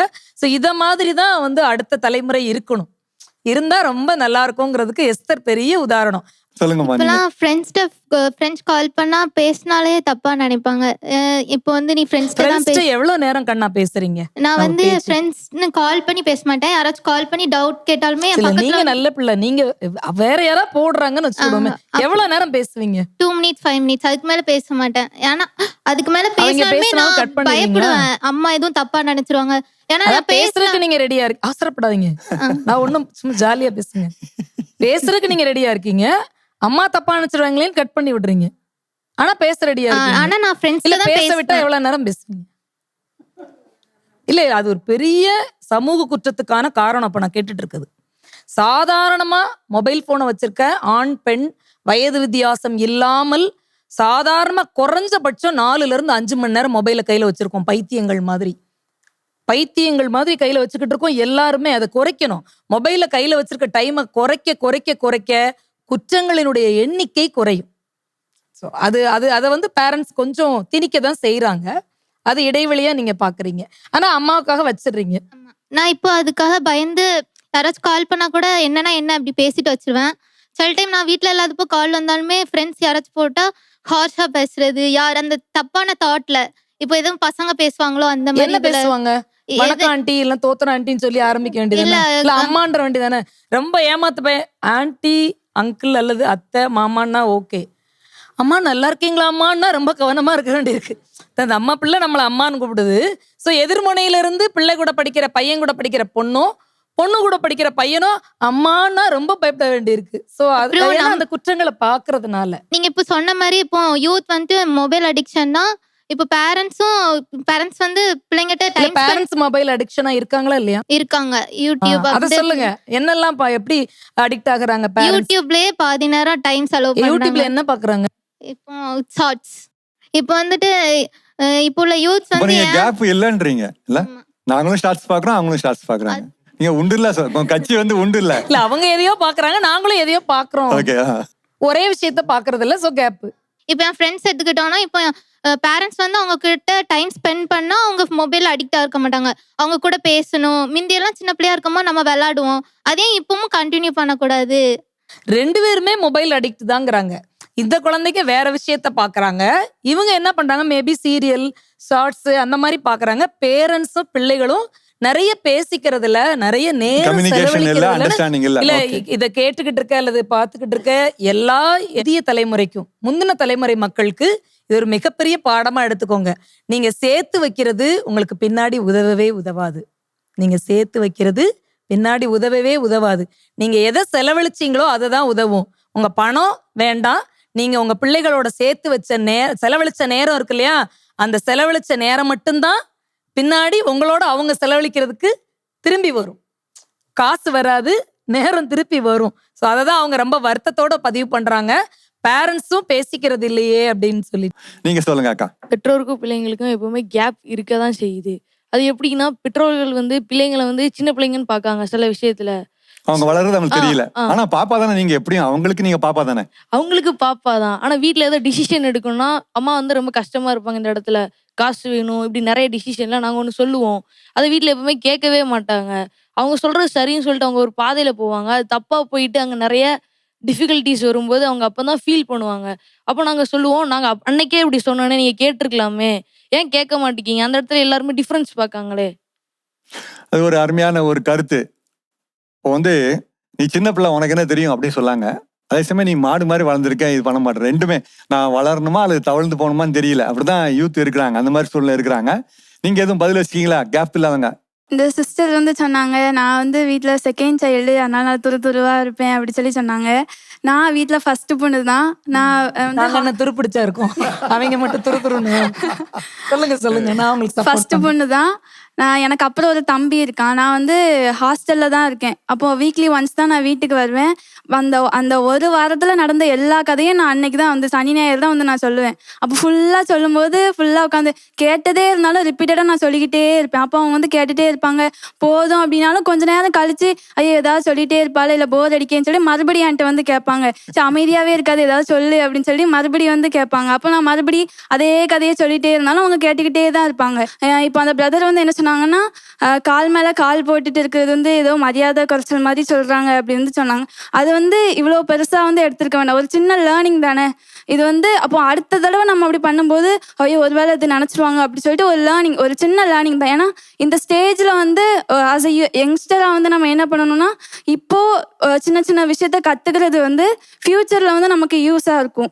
அருமையான ஒரு கருத்து சொன்னாங்க. அதாவது தலைமுறை இடைவெளி இல்லைன்னு சொல்ற ஒரு அருமையான ஐடியல் குரூப் இங்க இருக்குது. அதே சமயம் தலைமுறை இடைவெளி வந்து இவ்வளவு பிரச்சனையா இருக்குதே அப்படின்னு சொல்லி ஒரு வருத்தமான ஒரு சூழ்நிலை கொடுக்குறாங்க. 7 Habits of Highly Effective Peopleன்னு ஸ்டீஃபன் காவி ஒரு புக் எழுதியிருக்கிறார். ரொம்ப அருமையான புக்கு, முடிஞ்சா நீங்க வாசிங்க. அது தமிழ்ல கூட வந்திருக்குது. அதுல ஒரு உறவுகளை பற்றி உள்ள ஒரு அருமையான பாயிண்ட் அவர் சொல்றாரு. Relationship bank account, emotional bank account, 2 விஷயம் சொல்றாரு. அவங்களுக்கு சுருக்கமா சொல்ல, நீங்க வீட்டுல போய் வாசித்து பாருங்க. என்ன சொல்றாருன்னா, இப்போ உறவுல இருக்கிறோம், நம்ம அப்பா அம்மா இருக்கிறாங்க, பிள்ளைங்க இருக்காங்க, நம்ம அதான் பேச போறோம். அப்பா அம்மா உங்களுக்கு வந்து எல்லா உதவியும் செய்யறாங்க, எல்லா காசும் சம்பாதிச்சு உங்களுக்கு கொடுக்குறாங்க. அது வந்து ஒரு அக்கௌண்ட்ல ஏறுது. அவர் என்ன சொல்றாரு, பணம் அக்கௌண்ட் மாதிரியே நம்முடைய ரிலேஷன்ஷிப்லயும் நம்ம இமோஷன்ஸ்லயும் அக்கௌண்ட் ஏறுது. ஃபார் எக்ஸாம்பிள், நீங்க வந்து உங்க அப்பாவுக்கு எப்போ பார்த்தாலும் நல்ல விஷயம், அவர் சிரிக்கிற மாதிரி நிறைய விஷயம் செஞ்சே இருக்கீங்க, அக்கௌண்ட்ல பேலன்ஸ் நல்லா ஏறிட்டு, அவர் கோவப்படுற மாதிரி ஒரு விஷயம் செஞ்சா அந்த பேலன்ஸ் கொஞ்சம் தான் இறங்கும். நீங்க ஏற்கனவே இங்க 0 இருந்துச்சு அப்படின்னு சொன்னா இன்னும் மைனஸ்ல போக ஆரம்பிச்சு, அதான் உரசில் வர ஆரம்பிக்குது. அப்போ உறவுகளில் வரும்போது எந்த அளவுக்கு நம்ம அப்பா அம்மாவை சந்தோஷப்படுத்துற மாதிரி விஷயம் செய்யறோமோ செஞ்சுட்டே ஏற்றி விட்டு பேலன்ஸ் நிறைய வச்சுக்கோங்க. தப்பி தவறி தெரிஞ்சோ தெரியாமல் சில விஷயம் பண்ணும்போது அந்த பேலன்ஸ் வந்து உங்களுக்கு சரி பண்ணும் அப்படின்னு சொல்லாங்க. ரிலேஷன்ஷிப்பில் இது வந்து அப்ளை ஆகக்கூடிய ஒரு விஷயம். நம்ம வந்து நிறைய விஷயங்களை பார்த்தோம், எப்படி இருக்கணும் அது எப்படி இல்லை அப்படிங்கிற விஷயங்களை நம்ம பார்த்துருக்குறோம். ஆனால் இந்த மாதிரி நம்ம வந்து ரிலேஷன்ஷிப் பற்றி புரிஞ்சுக்கிட்டு வரும்போது எங்கள் அப்பா அம்மா அவங்க வந்து அக்கௌண்ட்டில் நல்லா ஏற்றி வச்சுருக்காங்க, அதை நான் புரிஞ்சு வச்சுருக்கிறேன். அப்போ அவங்க என்கிட்ட கோவப்படும் போது மீன் குழம்பு ஊற்றும் போது கொஞ்சம் பேலன்ஸ் இறங்குது, ஓகே பரவாயில்ல மேனேஜ் பண்ணிக்கலாம். அப்படி இல்லாட்டி கூட இவங்க சொல்கிறாங்க, நாங்கள் சின்னவங்க, எங்களுக்கு நிறைய எக்ஸ்போஷர் இருக்குது, ஞானம் இருக்குது, நாங்கள் தான் இறங்கி போவோம்னு சொல்ல அந்த ஒரு வரும்போது என்ன ஆகுது, அந்த பேலன்ஸ் வந்து நல்லா ஏறுது, இவங்க உங்கள் பக்கத்தில் ஏறுது. அப்போ என்ன ஆகுது, அவங்க அக்செப்ட் பண்ணாங்க கொஞ்ச நாளில். சில சமயங்களில் அக்செப்ட் பண்ணாமல் கூட போகலாம், கடைசி வரைக்கும் அவங்க அப்படி வில்லனாகவே இருந்து கூட போக முடியும். ஆனால் சிஸ்டர்லாம் அழகாக சொன்னாங்க, நம்ம அந்த கடவுள்கிட்ட விட்டு அந்த விஷயத்தை செய்யும்போது விஷயம் அருமையாக முடியுது அப்படின்னு சொல்லாங்க. இப்போ நம்ம வந்து பைபிள் அக்கௌண்ட்டுக்குள்ளே போக போகிறோம். வேத புத்தகத்தில் இருந்து இந்த தலைமுறை இடைவெளிக்கு ஒரு உதாரணமாக இருந்த, அது ப்ளஸ்ஸாக இருந்தாலும் சரி மைனஸாக இருந்தாலும் சரி, உதாரணங்கள் சொல்ல முடியுமா? யாக்கோபு தீனாள். யாக்கோபு இஸ்ரவேல் 12 கோத்திரங்களுக்கு அவர் தகப்பன். ஆனால் தீனாள் வந்து அப்படிப்பட்ட ஒரு தகப்பனுக்கு மகளாக பிறந்து தகப்பன் போராடி ஜெபித்தாரு, தேவனோடையும் மனுஷனோடையும் போராடி ஜெயிச்சாருன்னு இருக்கு வேதம். ஆனால் தன்னோட மகளை வந்து தேவ பக்தி உள்ள பிள்ளையா வளர்த்துருந்தோம், அவளோட இளம் வயதோட அந்த இதை வந்து பாதுகாக்க முடியல. அது வந்து ஒரு பெரிய இஷ்யூ தானே. ஓகே, தீனாள் எப்தா உடைய மகா, அந்த அந்த அந்த அந்த பைபிள் ட்ரூத்தை வந்து இன்னைக்கு நம்ம எப்படி அப்ளை பண்ணலாம்னு நினைக்கிறீங்க ஜென்ரேஷன் கேப் ஃபில் பண்ணுறதுக்கு? அப்பா வந்து ரொம்ப அதிகமாக நேசித்து அந்த குழந்தைக்கு சொல்லி கொடுத்த மாதிரி தான் எல்லாமே நடந்திருக்கு. அப்போது அந்த ஒரு அட்டாச்மெண்ட் வந்துட்டு அது சின்ன வயசில் போதிக்க வேண்டிய அளவுக்கு நம்ம போதிச்சிட்டோம்னா அவங்க வந்துட்டு எந்த சுச்சுவேஷனில் எப்படி போகணுமா வேண்டாமான்றது வந்து அவங்க கற்றுக்குவாங்க. அந்த போதிக்கிறதுல தான் இந்த சின்ன வயசுலேருந்தே நம்ம வந்துட்டு எனக்கும் உனக்கும் கேப் இல்லை, எனக்கும் உனக்கும் கேப் இல்லை, நீ என்ன வேணாலும் சொல்லு, நீ இது கற்றுக்கோன்றத சொல்லி கொடுக்கறதுக்கான முயற்சியில் தான் எல்லாம் நடந்துட்டு. அப்போ சாலமோன் வந்து தாவீத நேசிக்கலையா? இப்போ அப்பாவோடைய கீழ்ப்படிதெல்லாம் இருந்ததுனால அவர் பரிசுத்தமா இருந்தாருன்னு சொல்ல வர்றீங்கல்ல? அப்போ சாலமோன் தாவீத நேசிக்கலையான்னு கேக்குறேன். அவங்க அப்பா சொன்னதை அவர் கேட்கலையே, அப்போ ஏன் அவர் அந்த மாதிரி வேலையை பார்த்தாரு? அவங்க அது வந்து பெற்றோரோடனால அவர் வழி மாறி போக கிடையாது. நல்லா பார்த்தீங்கன்னா அவங்க மறுமணி மாட்டிகள்னால தான் அவர் வந்து வழி தப்பி போனார் ஒழிஞ்சு பேரண்ட்னால கிடையாது. நீங்கள் தவறாக புரிஞ்சுக்க கூடாது. வேதாகமத்தில் தெளிவாக சொல்லியிருக்கிறாங்க, அவரோட மறுமணி ஆட்டிகள் நிமித்தம் தான் அவர் சாலமோன் வழி தவறி போனார் ஒழிஞ்சு அந்த தாவீது வந்துட்டு கடைசி வரைக்கும் அவருடைய ராஜ்யத்தை தம் பிள்ளை மேலே இருந்த பாசத்தினால தான் கொடுக்க அந்த இது பண்ணினார். அது கரெக்ட். நீங்கள் சொன்னது வந்து யாக்கோபுனிடத்துல ரொம்ப கூடவே கீழ்ப்படிதலா இருந்ததுனால அவர் பரிசுத்தமா இருந்தாருன்னு சொல்றீங்கல்ல? தாவீதோடையும் வந்து சாலமோன் வந்து கீழ்ப்படிதலா இருந்தார். அதான் இப்போ வந்து அவர் சொன்னதை இவர் கேட்டார். அதான் இப்போ என்னன்னா எல்லா பேரண்ட்டுமே வந்துட்டு அதுக்கு தான் இது பண்ணுறோம். அது வந்து நாம் வந்துட்டு எனக்கும் உனக்கும் கேப் இல்லை, அதுக்கு நான் எவ்வளோ வேணாலும் இறங்கி வரேன்றதை தான் நாங்கள் சொல்லி கொடுக்க முடியும். அது எந்த அளவுக்கு அந்த பிள்ளை ஏற்றுக்கிட்டு அதை கிராஸ் பண்ணிக்குதோ, அது லைஃப்பில் இம்ப்ளிமெண்ட் பண்ணுதோ, அதுதான் சக்ஸஸ். நான் பைபிள் படிக்கிறேன்னா அதில் பொய் சொல்லக்கூடாதுன்னா எந்த விஷயத்துலையும் நான் பொய் சொல்லலை அப்படின்றது என் பிள்ளைக்கு உணர்ந்தாதான். எங்கள் அம்மா வாழ்ந்திருக்காங்க, எங்கள் அப்பா பொய் சொல்லாமல் வாழ்ந்திருக்காங்க, எங்கள் அம்மா ஜெபிப்பாங்க, எங்கள் அம்மா வந்துட்டு நல்லா வசனம் வாசிப்பாங்க அப்படின்றத நான் செஞ்சு காமிச்சா மட்டும்தான் அந்த குழந்தைனால வந்து செயல் மூலமா பிள்ளைகளுக்கு கொடுக்கணும். ரொம்ப முக்கியமான விஷயம். நான் வந்துட்டு இல்லை நீ பொய் பேசக்கூடாதுன்ட்டு அவன் முன்னாடி நான் இன்னொருத்திட்ட போய் பொய் பேசுறேன், அவன் முன்னாடி இன்னொருத்திட்ட போய் சண்டை போடுறேன், நான் வெளியே போய் பக்கத்து வீட்டுக்காரங்கள்ட்ட என்ற ஒரு நல்ல பேர் இல்லை வெளி உலகத்துல நான் சர்ச்சில் போகும்போது நான் வந்துட்டு அங்கே பெருமையா நடந்துக்கிறேன் அப்படின்னு சொன்னா அந்த குழந்தை என்னைக்கும் மாறாது. நான் வந்து வசனம் படிக்கிறேன், வசனம் இதுதான் நம்மளோட சட்ட புத்தகம், இதுல இருக்கிற மாதிரி தான் நான் வாழ்வேன், இதுல இருக்க மாதிரி தான் நீயும் வாழணும், அப்படி இருக்குதுன்னு சொன்னாதான் அந்த குடும்பம் வந்துட்டு கரெக்டா இருக்க முடியும். இல்ல நம்ம வந்துட்டு பேச்சுக்காக வசனத்துல படிக்கிறோம் நீ கண்டிப்பா ஃபாலோ பண்ண மாட்டாங்க. ரொம்ப நல்ல விஷயம். இன்னைக்கு இருக்கக்கூடிய யங் பேரண்ட்ஸும் தெரிஞ்சுக்க வேண்டிய விஷயத்த சிஸ்டர் ஷேர் பண்ணியிருக்கிறாங்க. நிறைய வசனம் வாசிக்கிறது, அதை பத்தி டிஸ்கஸ் பண்றது, ப்ரீச் பண்றதை விட அட்லீஸ்ட் ஏதாவது 1-2 சட்டப்படி வாழ்ந்து காட்டணும் பிள்ளைகளுக்கு. நம்ம வந்து செய்து காட்டிகளா தான் இருக்கணும், வழிகாட்டிகளா இருக்கக்கூடாது. இப்படி அப்படின்னு காட்டிக்கிட்டே இருக்கக்கூடாது. வழிகாட்டிகள் இல்லை, வாழ்ந்து காட்டிகளாக இருக்கணுங்கிறது ரொம்ப ரொம்ப முக்கியம். திருக்குறள் படிக்கும் போது கூட மேலை நாடுகளில் குறளையும் பைபிளையும் நிறைய கம்பேர் பண்ணி நிறைய எஸ்ஸே வந்திருக்குது. ஏன்னா உலகம் முழுவதும் இருக்கக்கூடிய லாங்குவேஜஸ்ல, மொழியில அதிகப்படியான எல்லா மொழியிலும் இருக்கக்கூடிய நூல் எதுன்னு பார்த்தீங்கன்னா முதல் இடத்துல பைபிள் தான் இருக்கு, விவிலியம் தான் இருக்கு. 2வது இடத்துல எது இருக்குதுன்னு கேட்டாங்கன்னா ஐயன் எழுதின திருக்குறள் இருக்குது. ஏன்னா அதுல அவ்வளோ வர்த்தான விஷயங்கள் இருக்குதுங்கிறது பெரிய பாராட்டுக்குரியதா இருக்குது. அதுல என்ன போட்டிருக்கு அப்படின்னா, பொய்யாமை பொய்யாமை ஆற்றின் அறம்பிற செய்யாமை செய்யாமை நன்றுன்னு போட்டிருக்கு. ரொம்ப எளிமையான திருக்குறள். பொய்ங்கிறத மட்டும் விட்டுட்டுன்னு வச்சுக்கோயேன், ஒரு தடவை சொல்லல, 2 தடவை சொல்றாரு. பொய்யாமை பொய்யாமை ஆற்றின் அறம்பிற, எந்த நல்லது நீ செய்யவே வேண்டாம், ஜஸ்ட் உண்மை சொல்லு போதும். அறம்பிற 2 தடவை திருப்பியும், செய்யாமை செய்யாமை நன்றுன்னு. விவிலியம் அதை தான் சொல்லுது. உள்ளதை உள்ளதென்றும் இல்லதை இல்லதென்றும் கூறுங்கள், மத்தெல்லாம் தீமையினால் உண்டாயிருக்கும்னு சொல்லப்படுது. உங்க பிள்ளைய முன்னாடி தயவு செய்து பொய் பேசாதீங்க. உங்க பிள்ளைங்க இல்லாட்டியும் பேசாதீங்க, ஆனா அவங்க முன்னாடி பேசவே பேசாதீங்க. அது ஜெனரேஷன் கேப்பை குறைக்கிறதுக்கு ஒரு பெரிய வாய்ப்பா இருக்கும் அப்படிங்கிறத ரொம்ப அழகா பதிவு பண்ணீங்க. உங்களுக்கு ரொம்ப பெரிய பாராட்டு. ஸோ வாழ்ந்து காட்டிகள் தான் இன்னைக்கு நமக்கு தேவை, வெறும் வழிகாட்டிகள் தேவையே இல்லை. இப்போ ஒரு புள்ளி விவரம் சொல்லுது என்னன்னா, ஒரு வருஷத்துக்கு ஒரு தடவையும் 12 மாதத்துக்கு ஒரு தடவை கோர்ட்டில் அல்லது போலீஸ் ஸ்டேஷன்ஸ்ல 27%, அதாவது 100 குற்றத்துக்கு 27 குற்றம் புதிய குற்றங்களா இருக்கும். இது வரைக்கும் இந்த மாதிரி தப்பு நடந்ததே இல்லைங்கிற மாதிரி 0 கிரைம்ஸ் நிறைய வர ஆரம்பிச்சிருச்சு. அதுக்கு என்ன காரணம் அப்படின்னா, அந்த தொழில் புரட்சின்னு சொல்றாங்கல்ல, உலகம் அங்க எங்கேயோ நடந்தது நமக்கு தெரியாம இருந்தது. இப்போ உலகம் மிகப்பெரிய கிராமமா மாறிடுச்சு. உலகம் மிகப்பெரிய கிராமம், குளோபலைஸ்டு வில்லேஜ் அப்படின்னு சொல்லக்கூடிய அளவுக்கு தொழில் புரட்சி வந்துருச்சு. வெறும் 100 பேரு 200 கோடி பேரை கண்ட்ரோல் பண்றாங்க. நான் என்ன பார்க்கணும், நான் என்ன பேசணும் அப்படிங்கறத யாரு முடிவு பண்றா? என் கையில இருக்க மொபைல் தான் முடிவு பண்ணுது. நீங்க சில நேரம் யோசிச்சு பாருங்க, நம்ம யோசிக்காத விஷயங்களை பார்த்துக்கிட்டு இருப்போம். நம்ம அதை வேண்டான்னு எத்தனை தடவை தள்ளினாலும் அந்த விளம்பரமோ அல்லது அந்த ஏதோ ஒரு கண்டென்ட்டோ நமக்கு மீண்டும் மீண்டும் வரும் இல்ல. அப்ப நம்ம ஒரு 4 தடவைக்கு 5வது தடவை அது என்னன்னு என்ன செய்திருவோம், ஓபன் பண்ணி பார்க்க தான் செய்வோம். திருப்பி எதை பார்க்குறீங்களோ அதுல உள்ள ஃபுல் டீட்டெயில்ஸ் உங்களுக்கு வர ஆரம்பிக்கும். வெறும் 100 பேர் தான் ஏஐல 200 கோடி பேரை கண்ட்ரோல் பண்றாங்க. ஸோ ஒரு எக்ஸ்பீரியன்ஸ் ஆன, வயது கூடின, உடலால் முதிர்ந்த, கருத்தியல் கோட்பாடுகளால் முதிர்ந்த பெரியவங்களுக்கே, பெற்றவர்கள் அல்லது பேரண்ட்ஸ், கிராண்ட் பேரண்ட்ஸ் சொல்லக்கூடிய தாத்தா பாட்டிக்கே தடுமாற்றம் வரும்னு சொன்னா, யங்ஸ்டர்ஸுக்கு, டீனேஜர்ஸ்க்கு அவங்களுடைய உடலாலும் அவர்களுக்கு இப்ப நான் தம்பி சொல்லுமோ சொன்னார்ல, 40 வயசுக்கு மேல அம்மா டென்ஷன் ஆகுறாங்க, அப்பா டென்ஷன் ஆகுறாருன்னு. ஒரு 13ல இருந்து ஒரு 19 வயசு ஒரு மெச்சூர் ஆகுற வரைக்கும், ஒரு 21 வயசு வர வரைக்கும் அந்த டீனேஜர்ஸ்குள்ள அவங்களுக்கும் மிகப்பெரிய போராட்டங்கள் உள்ள இருக்குது. பேரண்ட்ஸ் அதை கண்டிப்பா புரிஞ்சுக்கிடணும்.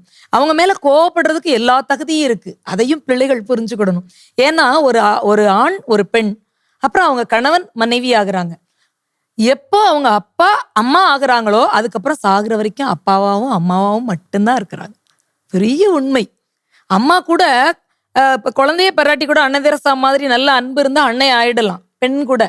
ஆண் என்ன ஆகுவான்னா, குழந்தை பிறந்த அடுத்த நொடி தான் அப்பா பிறக்கிறாராம். ஒரு சைக்கலாஜிக்கல் ஒரு கோட்பாடு இது, ஒரு கருத்தியல் ரீதியான செய்தி நான் உங்கள்கிட்ட சொல்றேன், ஸ்டேட்மெண்ட்டா. அப்பாவா எப்போ ஒரு ஆண் பிறக்கிறான்னா, பிள்ளை பிறந்த முதல் குழந்தை பிறந்த அடுத்த நொடி யார் பிறக்கிறாரா? அப்பா பிறக்கிறாராம். அப்புறம் அவர் சாகிறதே இல்லை. அவர் சாகிற வரைக்கும் என்னவா மட்டும்தான் இருக்கிறாரு, அப்பா மட்டும்தான் இருக்கிறாரு. அந்த ப்ரொடெக்ஷன் அவங்களுக்கு கொடுத்துக்கிட்டே இருக்கிறாருல்ல, இதை நம்ம மறந்துடவே கூடாது. ஒரு 2 செய்திகளை நான் சொல்லி வைண்ட் அப் பண்ணலாம்னு நினைக்கிறேன். ஒன்று உலகளாவிய செய்தி ஒன்று நான் சொல்றேன், இன்னொன்று இந்திய அளவிலான ஒரு செய்தி சொல்றேன். ஏன்னா நடைமுறை வரலாறுல இருந்து சில செய்திகளை நம்ம எடுத்துட்டு எப்படி நடந்தது, இப்ப என்ன நடந்துகிட்டு இருக்கு, 2யும் யோசிச்சோம்னா தான் இனிமே நடக்கிறது நமக்கு சரியா இருக்கும் ஃபியூச்சர்ல. தாமஸ் ஆல்வா எடிசனை பத்தி உங்க எல்லாருக்கும் தெரியும். உலகளாவிய ஒரு மிகப்பெரிய அறிவியல் விஞ்ஞானி. கிட்டத்தட்ட 1000 கண்டுபிடிப்புகள் அவர் செய்திருக்கிறார். ஆனா அவர் பிறந்து குழந்தையா இருக்கும் போது ஒரு 2 காதுகளும் பெருசா கேட்காத செவி மாற்றுத்திறனாளி. ஒவ்வொரு ஸ்கூலுக்கும் போய் அவங்க தாமஸ்ங்கிறதுனால அம்மா செல்லம்மா டாமின்னு கூப்பிடுவாங்க, அவனை டாமின்னு தான் கூப்பிடுவாங்க. அப்ப அந்த டாமியை கூட்டிட்டு ஒவ்வொரு ஸ்கூலுக்கா அம்மா போவா. அதிகப்படி 1 வாரம் 10 நாளுக்குள்ள அந்த குழந்தைய திருப்பி அனுப்பி விட்டுருவாங்க. அப்ப தனியா தானே உட்காந்து சொல்லித்தரா, அப்புறம் டீச்சர்ஸ் சொல்லித்தரா. ரொம்ப முயற்சி எடுக்கிறாங்க அம்மா. ஒரு கட்டத்துல அவர் பெரிய விஞ்ஞானி ஆயிடுறாரு, ஜெயிச்சிடுறாரு. பெரிய வெற்றி அது. எல்லாராலையும் சமூகத்தால் ஒதுக்கப்பட்டு பெற்றோரால் அரவணைக்கப்பட்ட ஒரு பிள்ளையா இதை நான் அவங்க முன்னாடி வைக்கிறேன், இந்த சாட்சியா வைக்கிறேன் அவரை. அப்போ அம்மா இறந்துடுறாங்க. ரொம்ப வயசாயிடுச்சு அவருக்கு. வயசானதுக்கப்புறம் ஒரு நாள் அவங்க அம்மா எப்பயுமே அவங்களுக்குன்னு சில பெட்டிகளை வச்சு முக்கியமான திங்ஸ் வச்சிருக்கிறாங்க. அதை தாயார் இறந்த பிறகு அப்படி என்னத்தை பாதுகாத்தாங்கன்னு பார்க்கும்போது எல்லா பொருள்களுக்கும் அடியில் ஒரு பொருள் இருக்கு. அது ஒரு கடிதம். அது அவர் குட்டி பையனா இருக்கும்போது ஒரு பள்ளியிலிருந்து வந்த கடிதம். அந்த கடிதத்துல நீங்க நிறைய படிச்சிருப்பீங்க, யாராவது பேசி கூட அதை கேட்டிருப்பீங்க. நம்ம இந்த வாதத்துக்கு எப்படி கம்பேரிட்டிவா இது வருதுங்கிறத யோசிப்போம் நம்ம. அப்ப அந்த கடிதத்துல என்ன எழுதிருக்குன்னா, உங்கள் குழந்தை தாமஸுக்கு காது கேட்கல. ஸோ நல்ல காது கேட்குற குழந்தைகளோட இயல்பா உட்காந்து அவரால் படிக்க முடியாது, உங்க பிள்ளையை கூட்டிட்டு போங்கன்னு அந்த இன்ஸ்டிடியூஷன்ல இருந்து அந்த குழந்தைய வெளியேற்றின விஷயம் அதுல இருக்கு. இதுல என்ன பெரிய ஆச்சரியம், என்ன பெரிய எடுத்துக்க வேண்டிய கற்றுக்கொள்ள வேண்டிய பாடம் என்னன்னா, அந்த அம்மா அந்த பிள்ளை ஜெயிச்சதுக்கு அப்புறம் உலகமே போற்ற விஞ்ஞானி ஆன பிறகு கூட இந்த செய்தியை பிள்ளைகிட்ட சொல்லவே இல்லை. இந்த குறைய மகன் கிட்ட காது கொண்டு அவ சாகுற வரைக்கும் அதை கொண்டு போகல. அப்போ ஒரு தாயினுடைய எப்படி பரிபூர்ணமான அன்பு இருக்குது பாத்தீங்களா? நீங்க நல்லா யோசிச்சு பாத்தீங்கன்னா தெரியும், யார் உங்களை அதிகப்படியா ரொம்ப மரியாதை குறைவா பேசுனது யாருன்னு ஒரு நிமிஷம் யோசிச்சு பாருங்க. தரமான மோசமான வார்த்தையில யாரு பேசுனான்னு யோசிச்சு பாருங்க. அடி பொள்ளேர்னு எதிர்பார்க்காத நேரம் எப்போ விழுந்ததுன்னு யோசிச்சு பாருங்க. மேபி அடிச்சது அப்பாவா இருக்கலாம், தரமில்லாம திட்டுனது அம்மாவா இருக்கலாம். ஆனா கோவம் வந்துச்சா, வெறுப்பு வந்துச்சா? நீங்க பதிலுக்கு அதே மாதிரி திட்டிருக்கீங்களா? இல்ல வேற யாராவது உங்க பியர் குரூப்ல இருக்க ஃப்ரெண்ட்ஸை கூட்டிட்டு வந்து திட்ட விட்டுருக்கீங்களா? இல்ல. ஏன்னா அவங்க எங்க அம்மா இல்ல, எங்க அப்பா இல்ல, என்ன எதுக்கு அந்த நீங்களே எதுக்கு அப்படி பெருசா அவங்களுக்கு சப்போர்ட் பண்ணிக்கிறீங்க? ஏன் சப்போர்ட் பண்றீங்க? உங்க நலனுக்காக மட்டும்தான் அவங்க வாழ்றாங்கிறது புரியுதா? இந்த புரிதலை எல்லா தளத்திலையும் வைங்க. நீங்க முடிவுகள் எடுக்கும் போது, நீங்க ஹேர் ஸ்டைலை மாத்தும் போது, உங்களுக்கு பேர் தேடுபடுவது எல்லா இடத்துலையும் வைங்க. நான் எங்க பள்ளிக்கு பின்னாடி ஒரு பொன்னகம்னு ஒரு முதியோர் இல்லம் இருக்கு, அடிக்கடி நாங்க போவேன்.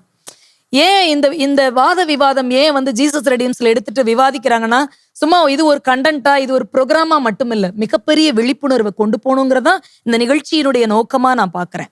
ஏன்னா இந்த சமீப காலங்கள்ல செகண்ட் மேரேஜ், சிங்கிள் பேரண்ட்டு, அதுக்கப்புறம் சமூக குற்றங்கள்ல 18 வயசுக்கு கீழே உள்ள குழந்தைங்க, 14 வயசுக்கு கீழே உள்ள இந்த சிறுவர் ஜெயில் இருக்குல்ல, அதுல நிறைய குழந்தைகள் இருக்கிறாங்கல்ல.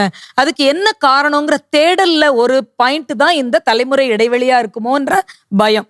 இந்த பொன்னகத்துக்கு நான் அடிக்கடி போவேன். அப்ப எல்லாரும் கொடுக்குற மாதிரி ஒரு ட்ரெஸ்ஸோ, எல்லாரும் கொடுக்குற மாதிரி சாப்பாடோ நான் கொடுக்கறது இல்லை. நான் பார்ப்பேன், இதே பேரண்ட்ஸு கொஞ்சம் வயசா இருக்கும் போது பிள்ளைகளை பத்தி எப்படி ஆசையா வளர்த்துருப்பாங்க. ஏன் அவங்கெல்லாம் இல்லாம இன்னைக்கு விட்டுட்டாங்க? கிட்டத்தட்ட ஒரு அனாதை இல்லத்துல இருக்கிறத விட மோசமான விஷயம் பிள்ளைகளால விரட்டப்பட்ட பெற்றோர்கள் இருக்கக்கூடிய முதியோர் இல்லம் இல்லையா? அப்ப நான் ஒரு பாட்டி கிட்ட பேசிட்டு இருந்தேன், என்னோட லெஷர்ல போயிட்டு, என்ன வேணும் பாட்டின்னு. ஏன்னா அவங்களுக்கு நம்ம கொடுக்கறது ஒண்ணு, நம்ம கொடுத்தா வேற. நம்ம அவங்க தேவையை தெரிஞ்சு கொடுக்கறது தான் கொடுக்கறது இல்ல. நம்ம நிறைய நேரம் அப்படிதான் நினைக்கிறோம், நான் வச்சிருக்கிறத கொடுப்பேன். இல்ல, அவங்களுக்கு என்ன தேவையோ அதை கொடுங்க, அதுக்கு பேர் தான் கொடுக்கறது. ஆண்டவர் அப்படிதான் கொடுக்க சொல்றாரு. அப்ப நான் போய் என்ன வேணும்னு ஒரு பாட்டி சொன்னாங்க, வரும்போது பேன் சீப்பு வாங்கிட்டு வா, என்ன தலை அரிக்குது. அவங்களுக்கு ரொம்ப நம்ம செல்லமாயிட்டோம், நெருக்கமாயிட்டோம். அப்படி ஆட்கள் அவங்களுக்கு தேவைப்படுறாங்க. சொன்னதையே திரும்ப திரும்ப சொல்லுவாங்க. பெரியவங்களை வெறுக்கிறதுக்கான நிறைய காரணம், அந்த காலத்துல நாங்க ஐயோயோ பிளேடு எடுத்துட்டு வந்துட்டாங்களேன்னு பயப்படுற அளவுக்கு சொன்னதையே சொல்லுவாங்க. ஆனா கேளுங்க, அது ஒரு பெரிய மன ஆறுதலையும் ஆரோக்கியத்தையும் அவங்களுக்கு கொடுக்குது. பேன் சீப் வாங்கிட்டு வா, என்ன அடுத்த தடவைன்னாங்க. இப்ப என்ன தேவைப்பட்டிருக்கு பாருங்க, இதை நான் யோசிக்கவே இல்லை. இப்ப இன்னொரு பாட்டி மாட்டேன், உங்களுக்கு என்ன வேணும்னு சொல்லுங்கன்னு. எனக்கு ஒன்றும் வேண்டாம், டெய்லி ஒரு 5 நிமிஷம் என்கிட்ட பேசுறியா, 5 நிமிஷம். இப்ப என்ன தேவைப்படுது? வாழ்றதுக்கு உணவு இல்லை, உடை இல்லை, அத்தியாவசியமான பொருட்கள் இல்லை, இருப்பிடம் இல்லை. யாரோ ஒருத்தர் நான் சொல்றத காது கொடுத்து கேட்கணும். சரி, கவலைப்படாதீங்க, உங்களுக்காக நான் இருக்கேங்கிற ஒற்றை வார்த்தையில அந்த உயிர் வாழுகிறதுனா எவ்வளோ பெரிய விஷயம் பார்த்தீங்களா? அங்க போய் பிறந்த நாள் கொண்டாடாதீங்க, அங்க போய் யாரும் கேக் வெட்டாதீங்க. ஒவ்வொருத்தரும் அடுத்தவங்க நிலைமையிலிருந்து யோசிச்சு பார்க்கறது தான் புரியுது. இன்னொன்னு, ஜெனரேஷன் கேப்புங்கிறது இப்ப சமீபத்துல நம்ம விட்டு மறைஞ்சு போன ரத்தன் டாட்டா பத்தி நிறைய படிச்சிருப்பீங்க, தயவுசெய்து படிங்க. கடைசியா அவரோட ஃப்ரெண்டா இருந்தது யாரு தெரியுமா? 90 வயதுகளில் இருந்த ரத்தன் டாட்டாவினுடைய நண்பருக்கு வயது 20+ தான் இருந்தது. எப்பயும் அவரோட தான் இருந்தாரு. எப்படி ஃப்ரெண்டா இருக்க முடியும்? எப்படி அவரோட ஃப்ரெண்டா இருக்க முடியும்? ஒருவேளை பேரண்ட்ஸ் கேட்டுக்கிட்டு இருந்தீங்கன்னா, கிராண்ட் பேரண்ட்ஸ் கேட்டுட்டு இருந்தீங்கன்னா, உங்க பிள்ளை ஏதோ புதுசா யோசிக்குதுன்னா விடுங்க அவங்கள, சரின்னு சொல்லுங்க.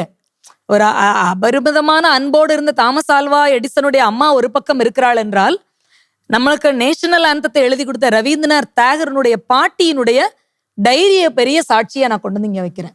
அவங்க எழுதுறாங்க, எல்லா பிள்ளைகளும் கெட்டிக்காரங்களா இருக்காங்க, எல்லா பிள்ளைகளும் அம்மா அப்பா தாத்தா பாட்டி சொல்றத கேட்கறாங்க, ரவி மட்டும் கேட்கவே மாட்றான், ரவியினுடைய வாழ்க்கை நன்றாக இருப்பதற்கான வாய்ப்பு இல்லை, எனக்கு பயமாக இருக்கிறதுன்னு பாட்டி டைரியில எழுதியிருக்காங்க. ஆனா மிகப்பெரிய புரட்சியாளர், ஆகச்சிறந்த கவிஞர், மிகச்சிறந்த எழுத்தாளர், நோபல் பரிசு பெற்றவர், மிகப்பெரிய யூனிவர்சிட்டிஸ் கொண்டு வந்தது அவர்தான். அன்னைக்கு இருந்த கல்வி முறை எல்லாம் தப்பு. ஒரு 4 சவத்துக்குள்ள உட்காந்து ஏன் படிக்கணும், மரத்துல ஏறி இறங்கணும், ஓடி விளையாடணும். ஆனா அன்னைக்கு தாத்தா பாட்டி என்ன சொன்னாங்க, அன்னைக்கு அப்பா அம்மா என்ன சொன்னாங்க, சொன்னதை கேட்க மாட்டியா, ஒழுங்கா படிக்க மாட்டியான்னு அரட்டியிருக்காங்க. ஸோ கேட்டதுனால ஒருத்தர் ஜெயிச்சாரு தாமஸ் எடிசன், கேட்காததுனால ஒருத்தர் ஜெயிச்சாரு. இல்ல, ஒரு இடத்துல பேரண்ட்ஸ் கிராண்ட் பேரண்ட்ஸும் இன்னொரு இடத்துல பிள்ளைகளும் ஜெயிச்சுட்டாங்க. நீதிமொழிகள் சொல்றாரு, இதயத்துல என்ன ஒட்டிக்கிட்டு இருக்குமா, மடமை ஒட்டிக்கிட்டு இருக்குமா, அதை பெரும்பாலும் எடுத்துடலான்றாரு. ரொம்ப அழகான வசனம் அது. மடமைங்கிற சொல்லுக்கு தமிழ்ல 2 பொருள் இருக்கு. ஒண்ணு இளமை, இன்னொன்னு அறியாமை. முட்டாள்தனம் இல்லை, முட்டாள்தனம் வேற, அறியாமை வேற. சொல்லுக்குள்ளே நிறைய வேறுபாடுகள் இருக்கும். மௌனம் வேற, அமைதி வேற. புரியுதா? மௌனம் வேற, அமைதி வேற. ரெண்டுமே என்னதான், அமைதியா இருக்கிறதுனாலும் பேசாம இருக்கிறதா, மௌனமா இருக்கிறதுனாலும் பேசாம இருக்கிறதா. ஆனா மௌனமா இருக்கிறதுக்கு இங்க வரைக்கும் பேசுறதுக்கு நிறைய விஷயம் இருக்கு, பேசாம இருக்குது. அமைதியா இருக்கிறதுக்கு உள்ளேயும் ஒன்றும் இல்லை, சொல்றதுக்கு ஒன்றும் இல்லை, சொன்னா ஒன்றும் சொல்லலை. அதான் அதுக்கு அமைதிக்கான வேறுபாடு. ஸோ அமைதியா இருக்கிறது உங்களுடைய பேரண்ட்ஸா பிள்ளைகளான்னு பார்க்கணும். எதை சொல்லணுமோ உடனடியாக சொல்லிடுங்க. பேரண்ட்ஸ் பிள்ளைகளை ஹேண்டில் பண்ணும் போது ஒரு கண்ணாடி பாத்திரத்தை பிடிக்கிற மாதிரி பிடிச்சுக்கோங்க. லேசா பிடிச்சிங்கன்னா, லகுவா பிடிச்சிங்கன்னா கீழே விழுந்து சிக்குனூராயிரும். அழுத்தி பிடிச்சிங்கன்னா கையிலே உடைச்சு உங்க கையையும் என்ன செய்திரும், பதம் பாத்துரும். சமூக இடைவெளிகள்ங்கிறது கண்டிப்பா இருக்கு. அதுவும் தலைமுறை இடைவெளி, வீட்டுக்குள்ளங்கிற சமூகங்கிறது வெளியில போயிடும். ஜெனரேஷன்ங்கிறது ஒரே குடும்பத்துக்குள்ளே இருக்கும், அது கண்டிப்பா இருக்குது. அது எப்ப சரியாகும்னா, ஒருவரை ஒருவர் அடுத்தவரிடத்திலே இருந்து புரிந்து கொள்ளும் போது அது நடக்கிறது. ஒருவரை ஒருவர் அன்பு செய்யும் போது அது நடக்கிறது. சகோதரி சொல்லும் போது ரொம்ப அழகா சொன்னாங்க, முழங்கால மடக்கிருங்க, ஆன்மீகத்தின் மூலம் ஜெயிக்காத எதுவுமே கடைசி வரைக்கும் ஜெயிக்காது. மற்ற எல்லாத்துக்கும் ஒரு தோல்வி இருக்கு. ஆனா கடவுளை நம்பி போறாங்க இல்லையா, பக்தி முக்கியம் இல்லை. இன்னைக்கு பெரிய வேறுபாடு எல்லாருக்கும் தெரியணும். ஆன்மீகம் வேற, பக்தி வேற. சும்மா முழங்கால போட்டுட்டு பலசரக்காரர்கிட்ட லிஸ்ட் கொடுக்குற மாதிரி கொடுக்கக்கூடாது. தூணா பருப்பு 1/2 கிலோ, காணா பருப்பு 1/2 கிலோன்னு கொடுக்கக்கூடாது. அப்படி கொடுக்கக்கூடாது. என் பிள்ளை சுமாராக தான் படிக்கிறான், மார்க் சூப்பராக வரணும், ஏசப்பா எப்படியோ கொடுத்துருங்கன்னு கேட்கக்கூடாது, தப்பு. இதுக்கு கீழ்ப்படியவே மாட்றா, எதிர்த்து பேசுறா, என் மக நல்ல மாப்பிள்ளை கிடைக்கணும், எப்படியும் 10 லட்சம் சம்பளம் வாங்குற மாதிரி கொடுத்துருங்க ஏசப்பான்னு கேட்காதீங்க.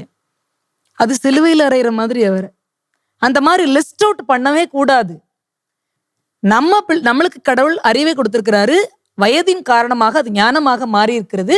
அந்த ஞானத்தை வைத்துக்கொண்டு பிள்ளைகளை என்ன செய்யணும், மிகச்சரியா வழி நடத்தணும். பிள்ளைகள் என்ன செய்யணும், பெற்றோரை நேசிக்கணும். இந்த ரெண்டும் எப்படி பெரிய பாலமா மாறும், இந்த 2 இடைவெளியும் எப்ப ரொம்ப சேரும் அப்படின்னா, அது பக்தியினால் அல்ல, வெறும் பக்தியினால் அல்ல, வெற்று வார்த்தைகளால் அல்ல, ஜீவனுள்ள வார்த்தைகளால், மிகப்பெரிய அன்பினால், நிபந்தனை இல்லாத தேவ அன்பினால் மட்டும்தான் இது செய்ய முடியும். எப்போ உங்க பிள்ளைகளை ஸ்பிரிச்சுவலா பக்கத்துல போறீங்களோ, ஒரு வசனத்தை கேள்விப்பட்டிருப்பீங்க, உங்கள் முழு இருதயத்தோடும், முழு ஆத்மாவோடும், முழு மனதோடும், பலத்தோடும். நாளும் பார்க்கறதுக்கு கிட்டத்தட்ட ஒரே மாதிரி இருக்கும், நாளும் ஒன்றும் இல்லை.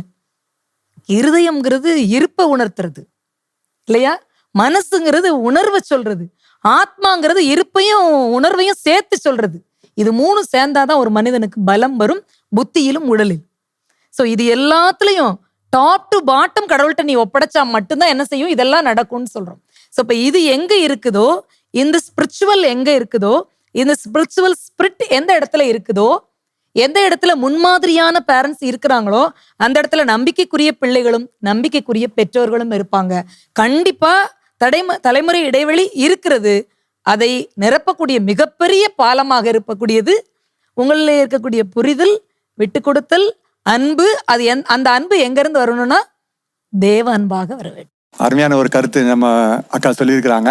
இந்த நிகழ்ச்சியின் முடிவுக்கு வந்திருக்கிறோம். இதே வாதம் விவாதம் நிகழ்ச்சி இன்னொரு அருமையான ஒரு தலைப்பிலே விறுவிறுப்பாக வாதங்களும் விவாதமுமாக நடைபெற இருக்கிறது. இணைந்திருங்கள்.